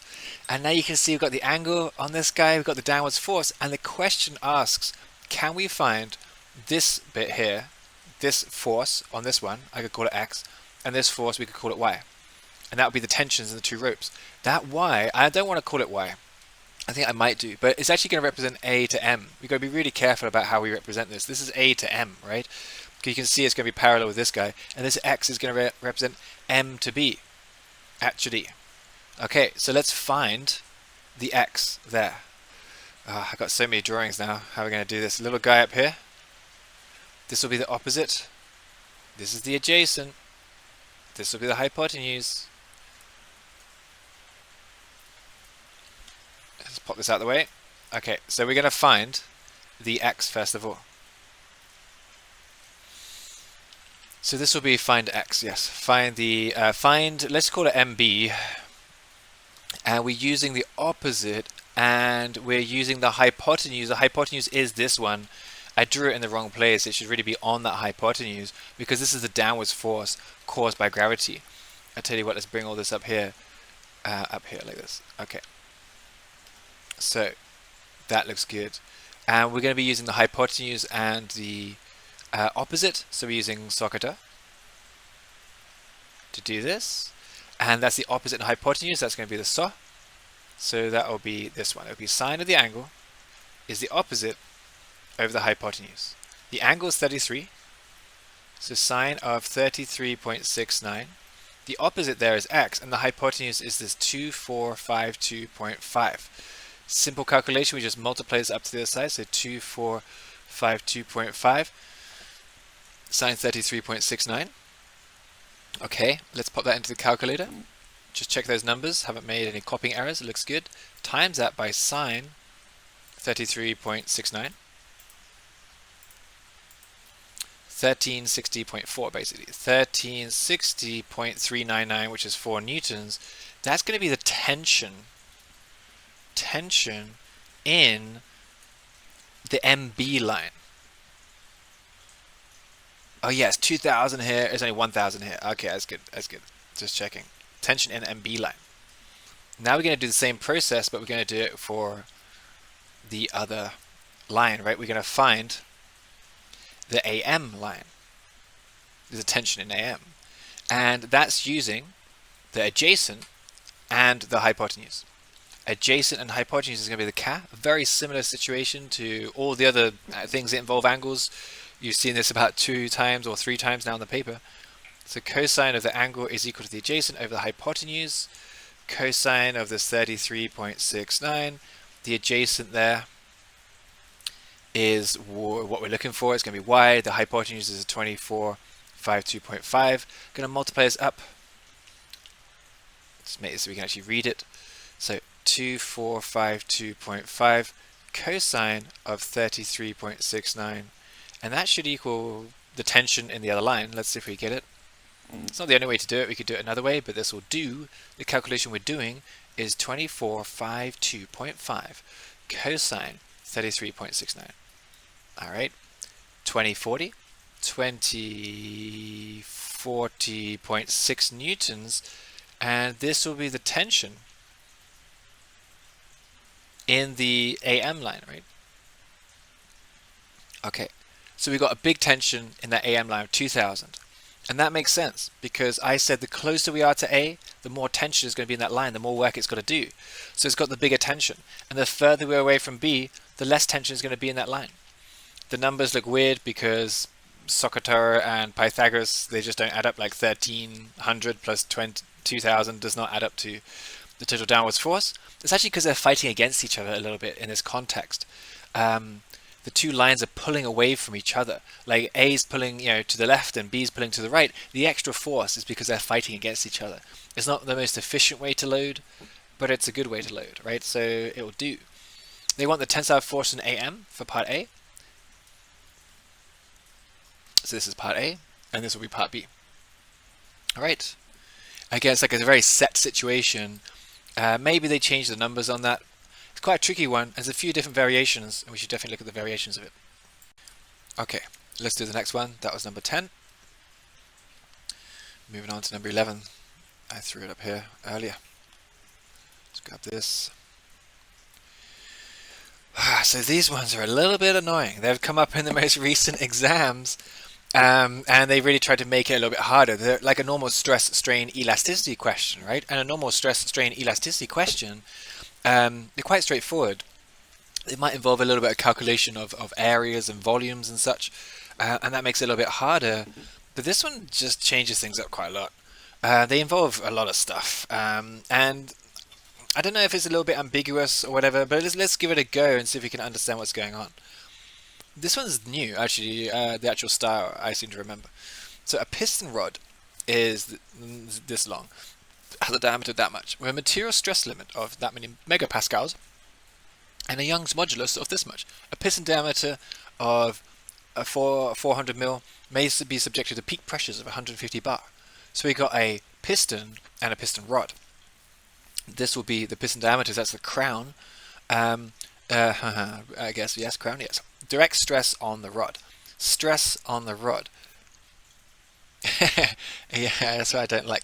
May be subjected to peak pressures. So they mean direct stress on the rod during the peak pressures. It's not normally this question would say it is being subjected to a load. And this is may be subjected to a load. So that's a bit strange. So I suppose if it may be subjected to a load, it may be subjected to anything between, well, nothing and up to 150 bar. So very strange. I might even try to draw this as a picture, but I can go straight. I can draw it as a picture. It's going to be a piston rod, and then a crown on top of it. How should I draw that? That'll do, right? It's not perfect. Make it the same kind of color. It's not brilliant, but it'll do, like I said. There we go. Might want to put like a bit on here or something, but it doesn't really matter, right? I could put the dimensions on there as well, which would be a little bit better, but I'll do it in a second when I need it. For part A, we're just doing stress on the rod. Let's see, the rod is, okay, let's do stress, because I'm feeling a little bit stressed. Force over area. This is what we're looking for, really, isn't it? And the force apparently can be subjected to 150 bar. Well, 150 bar, that's weird, because that's not a force, that is a pressure. So we need to do a bit more work on this. Here we go. So the 150 bar, a bar is like 100,000 pascals. So it's 150,000. Let me write some stuff down. 1 bar is 100,000 pascals. So 150 bar would be this number times by 100,000. So I should do that on my calculator, but I think it's going to be 15 million. Just looking at the zeros there. I will double check it on a calculator because it's so annoying to get this stuff wrong because you can't do basic maths. So let's see. We got 150 times by 100,000. There we go. That's obviously, not obviously, it's very difficult to count those numbers. Are there 6 zeros on there? There are 6 zeros on there, but the engineering button does it for me. There definitely confirms 6 zeros. So we've got this many, and a bar, this is now in pascals, but a pascal is the same as a Newton per meter squared, of course. So we've got this pressure on the top of the piston crown. Then they tell us information about the piston crown, because I need to know how big this thing is to work out how much force is being applied to it, because that's going to get me into my force calculation up here. Okay, so I suppose we should do that. We need the area. Now I need to put my dimensions on this piston, right? The piston has a diameter of 400 mil. That's what I really need. It's the only thing I need for now. I do need a bit more about the rod in a second. The rod has a diameter of 95 millimeters and has a length of 0.9 meters. There we go. All right, all mixed up, different units and everything like that.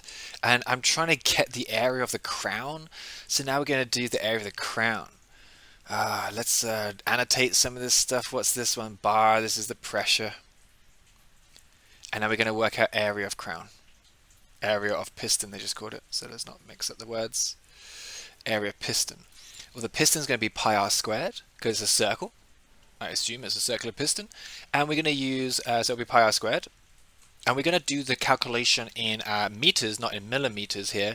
The diameter is 400 mil, which is 0.4 meters, and we divide it by 2 to get 0.2 meters. So this should be pi times by 0.2 squared.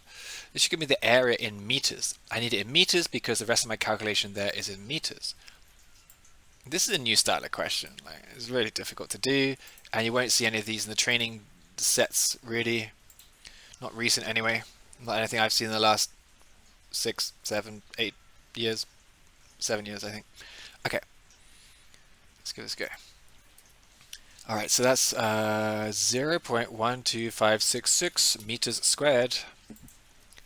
37. Let's just get all those bits of data on there. Why not? 37 meters squared. There we go. That's the area of the piston.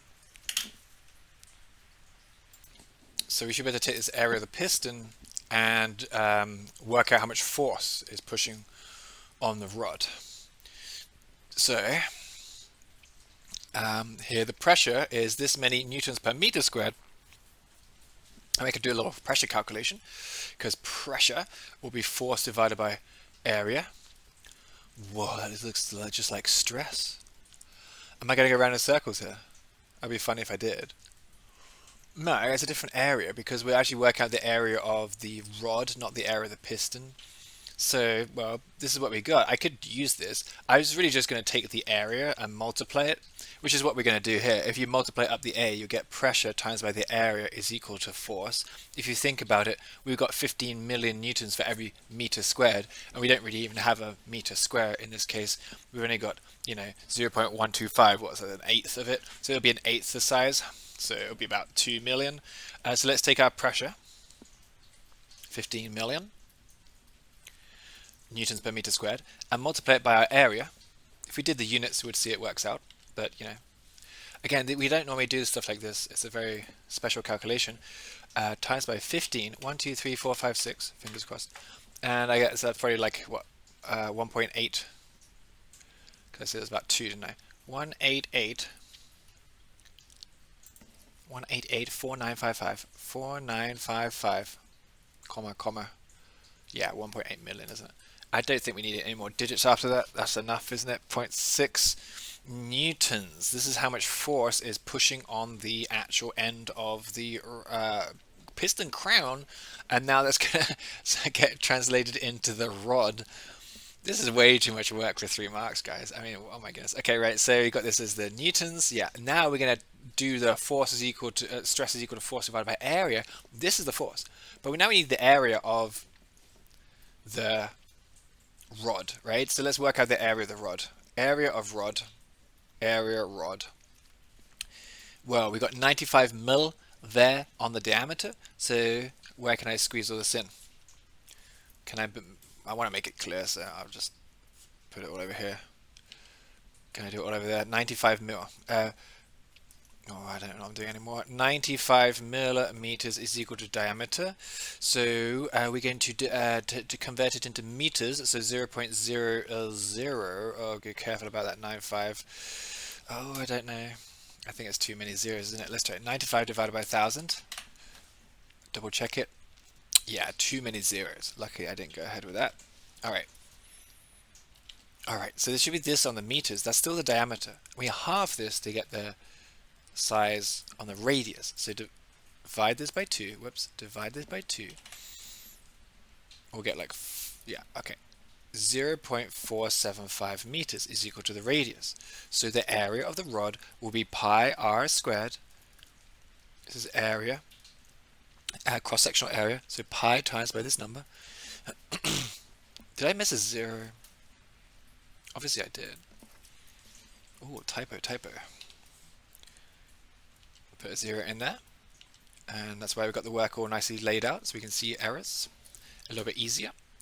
Okay, so we've got this number. That's my pi r squared. That's the radius. We're going to square it. So we're going to do pi, let's just do it all longhand, 0.0475 squared. Gets me a very small number of 7.088, I think it was. 218. 218 times by 10 to the negative 3 meters squared. That's the cross-sectional area of the rod. All right, now we're ready to go on our stress calculation finally. Like, this is annoying for what it is. That's what I'm saying. It's a really hard paper, actually. And these are new style of questions. This one is a new one. So even with the SQA change to the SQ, or the QS, it looks like they went back in time to get this one, or they've incorporated it, or it's the same guy writing the exams. I think it's the same guy writing the exams so far. Let's see what happens in the future though. Area then is all of this stuff. So that can come up here. There we go. And we're going to do this calculation on the calculator. I've already got that really small number in my calculator, 10 to the negative 3, etc. So I can just type on top of it as 1884955, double check my numbers, yep, divided by, I'm ignoring the 0.6, divided by answer equals. So this should be the stress calculation. Let's see what those numbers are. I'll just put it where I can see it so I can write this down. This comes out to be 265927894.3. Just double check those numbers there because it's very, very big. Much bigger, yeah, it is correct.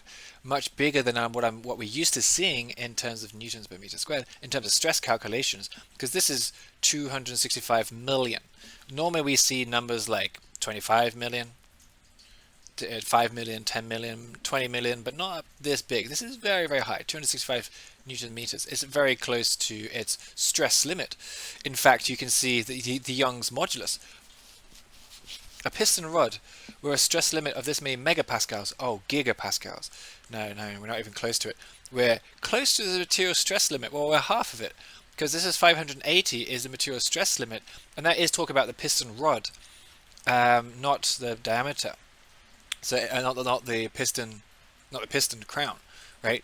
The rod, the piston diameter, okay, 580 megapascals, and we're at 265 megapascals, so it's about half of it.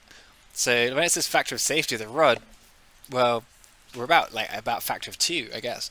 We'll get down to that one in a second. That's the direct stress on the rod. Direct strain on the rod.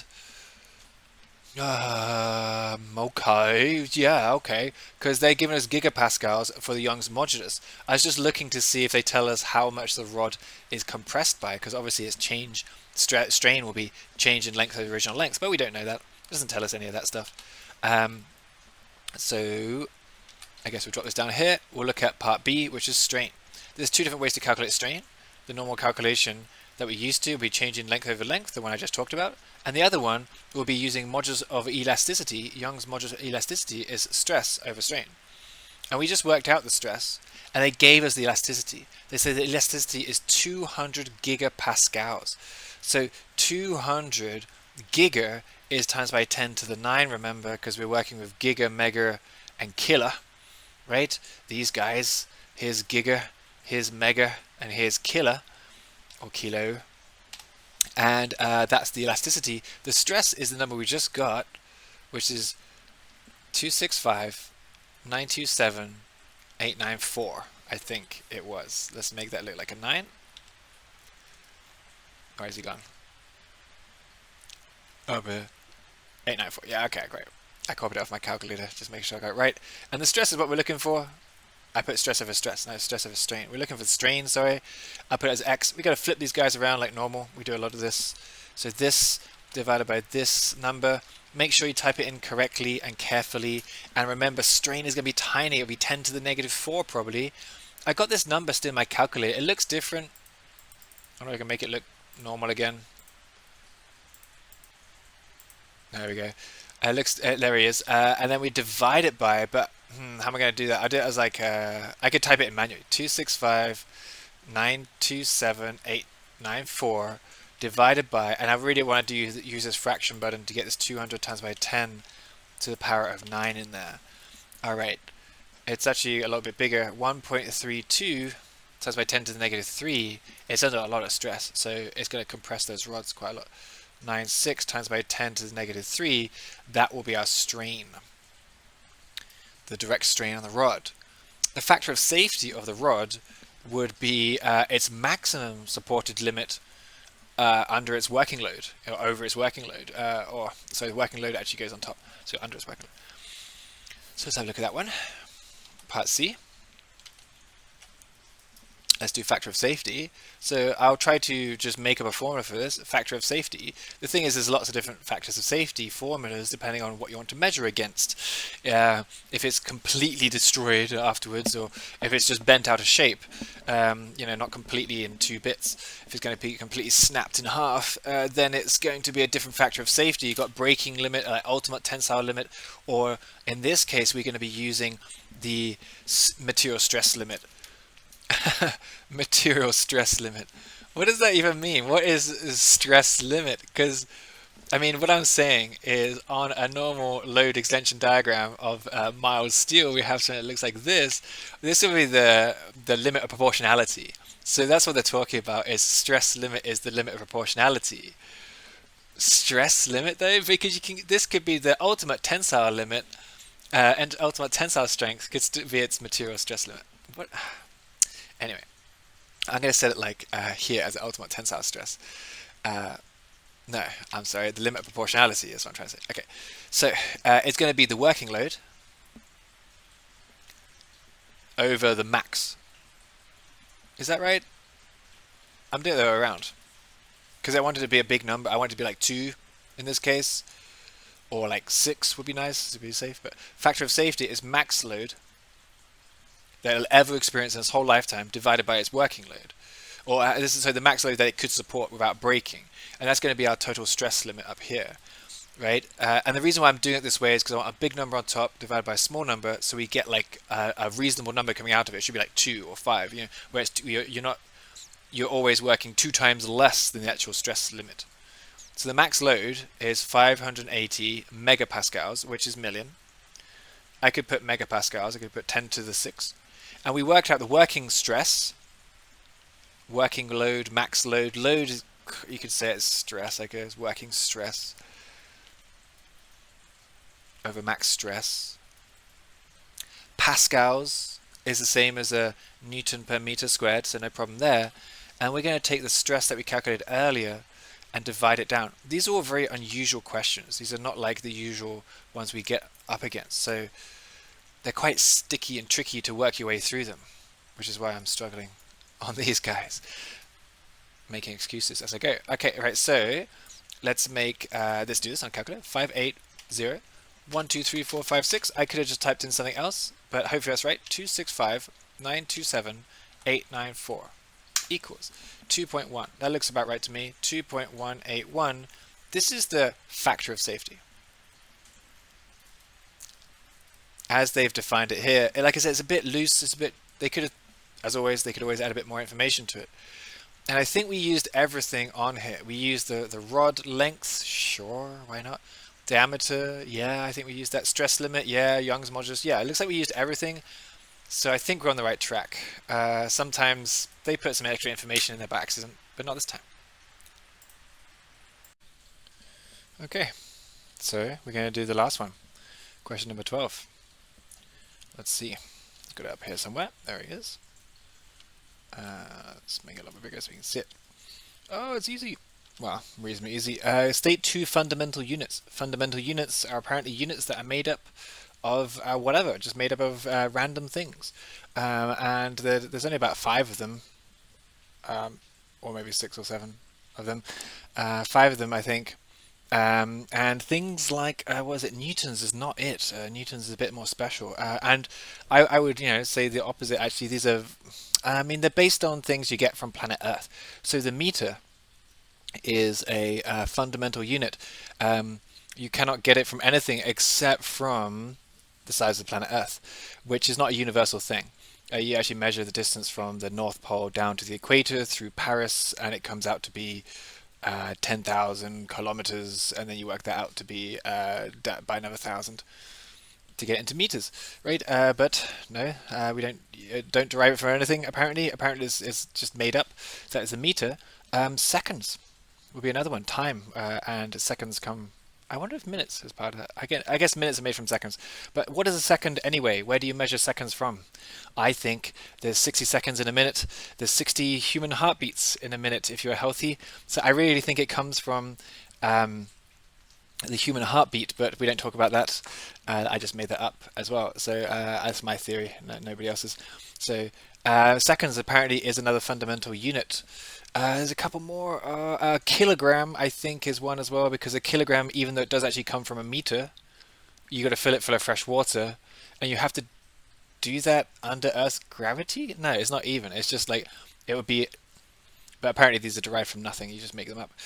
So a kilogram is a 10 by 10 by 10 centimeter cubed of fresh water. It doesn't have to be under Earth's gravity because that's force rather than a mass. But apparently that's just made up as well. So kilogram is another one. That's about all you need for the two units. I think there's a couple more, like amps, amperes. How do you spell ampere? And then it's something like the brightness of light. So lumens or I don't know, lumens, not candelarias or lumens. I think is another one. Now let me go to Google and just see if that's true. So let's see, fundamental units. Length, meter, kilogram, time, amperes, Kelvin, moles, and candela. That's what I was looking for. Candela, not lumens. No. So it's candela. Candela for candles is literally the brightness of a candle, and that's like subjective. Candela. What was the other one? Temperature and moles. Moles. We'll talk about that in just two when we get there a little bit occasionally, and then 7 apparently, exactly 7 of them. And what was the other one? Kelvin. Kelvin, which is like Celsius. Let's see. 1, 2, 3, 4, 5, 6, 7. Cool. I got them all. That's great. And everything else is made from these. So things like newtons is made up of kilograms per meter per second squared. Okay. What is a derived unit? A derived unit is something you make from something else. So, like I said, a newton is going to be kilograms under Earth's gravity, and gravity is is an acceleration, basically. So, kilogram meters per second squared. That would be one. Give an example. Oh, I just did. Nice. A newton. So, a derived unit is made up from other units. For example, a newton is a kilogram meter per second squared. And we just get that from like mg calculations. I think another one you could use is actually miles per hour. And that's the number of miles you travel and the number of hours that you're traveling for. I think that would be another derived unit. Let's see if derived units, if it comes up with some examples for us. Common examples. Meters squared, meters per second, density, force, power, pressure. So can I say, is miles per hour? Is mph a derived unit? Is it? Yes, it is. Cool. It's easy to remember. Miles per hour, kilometers per hour for a derived unit. Very, very easy. Okay, so let's do that slightly harder calculation there. These are just definition questions. Part C has nothing to do with it all. Completely separate. A cylinder with an internal cross-sectional area of this much contains a fluid of this depth and has a mass of 300 grams. Calculate the density, determine the density of the fluid, and illustrate how the units were formed. Oh, that's annoying. We could actually talk about units for once. We never talk about units. Well, I never do on the course, because we can just remember most of them. We don't need to actually derive them as we should. I mean, it's going to be a part of the process anyway.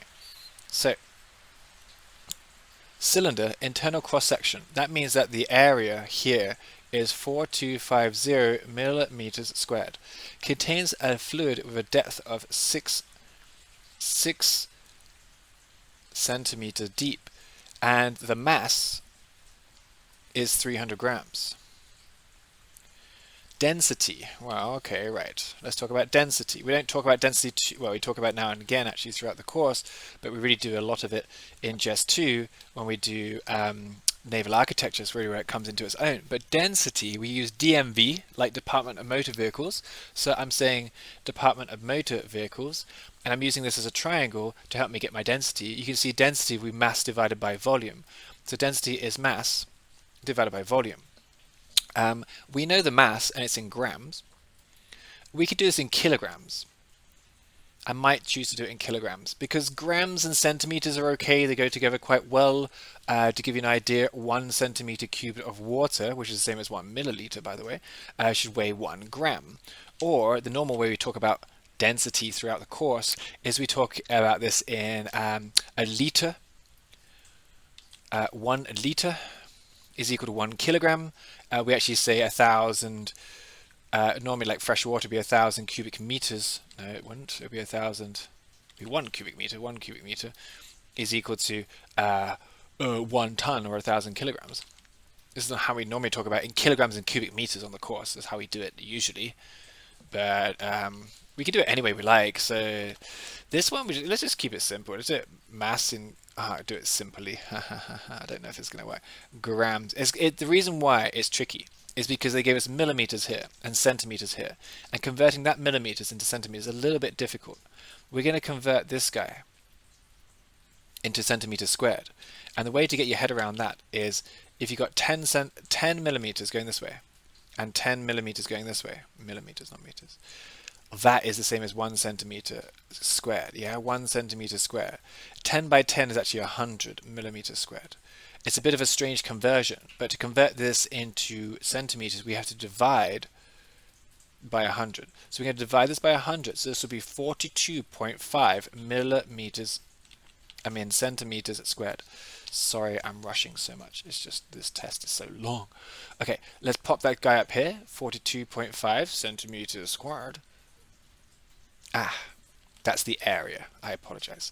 This is just the area. We need the volume, right? So this is just the cross-sectional area we did here. So the volume will be the cross-sectional area times by the height. And the height is already in centimeters, so we're going to take this 42 and times it by the 6 centimeters deep that the liquid is, and we'll get the total volume of the liquid in centimeters cubed. Centimeters cubed is okay because it's the same as milliliters. So, 255 is like a cup of liquid. And it's not too bad in terms of sizes. So 255 centimeters cubed is the volume. Now we pop that into our calculation. And actually, this is kind of what I expect to see. Let's put the units in there because they said illustrate how the units were formed. So it's a little bit heavier than water. So 300 divided by 255. If it was fresh water, this would be 1. 1 gram is 1 milliliter. And it's actually a little bit heavier. It's 1.17647 grams per cubic meter, per cubic centimeter, sorry. This is it. We've actually demonstrated how the units are formed by just doing the calculation as we go. It's a bit of a tricky question though. Nobody can normally get that one. It's really hard. It's very rare as well. It doesn't come up too often. But there's a lot of difficult questions on this paper, unfortunately. If you've been going through the whole thing, some of them are quite annoying, like quite new. And like fiddly. These are really fiddly questions. And like I said, this paper is the first paper we've had by not the SQA, but the Qualification Scotland Authority, or whatever it's called, Qualification Scotland, rather than the Scottish Qualification Authority. So they might have changed their style a little bit, and they might be making it more difficult. I do hear they're going to go on to computer-based tests, but we haven't seen any of that just yet. It's coming, and we'll get ready for it. But I think it's going to be the same old questions, right? If it gets harder, we just train more on it. Okay, thanks so much.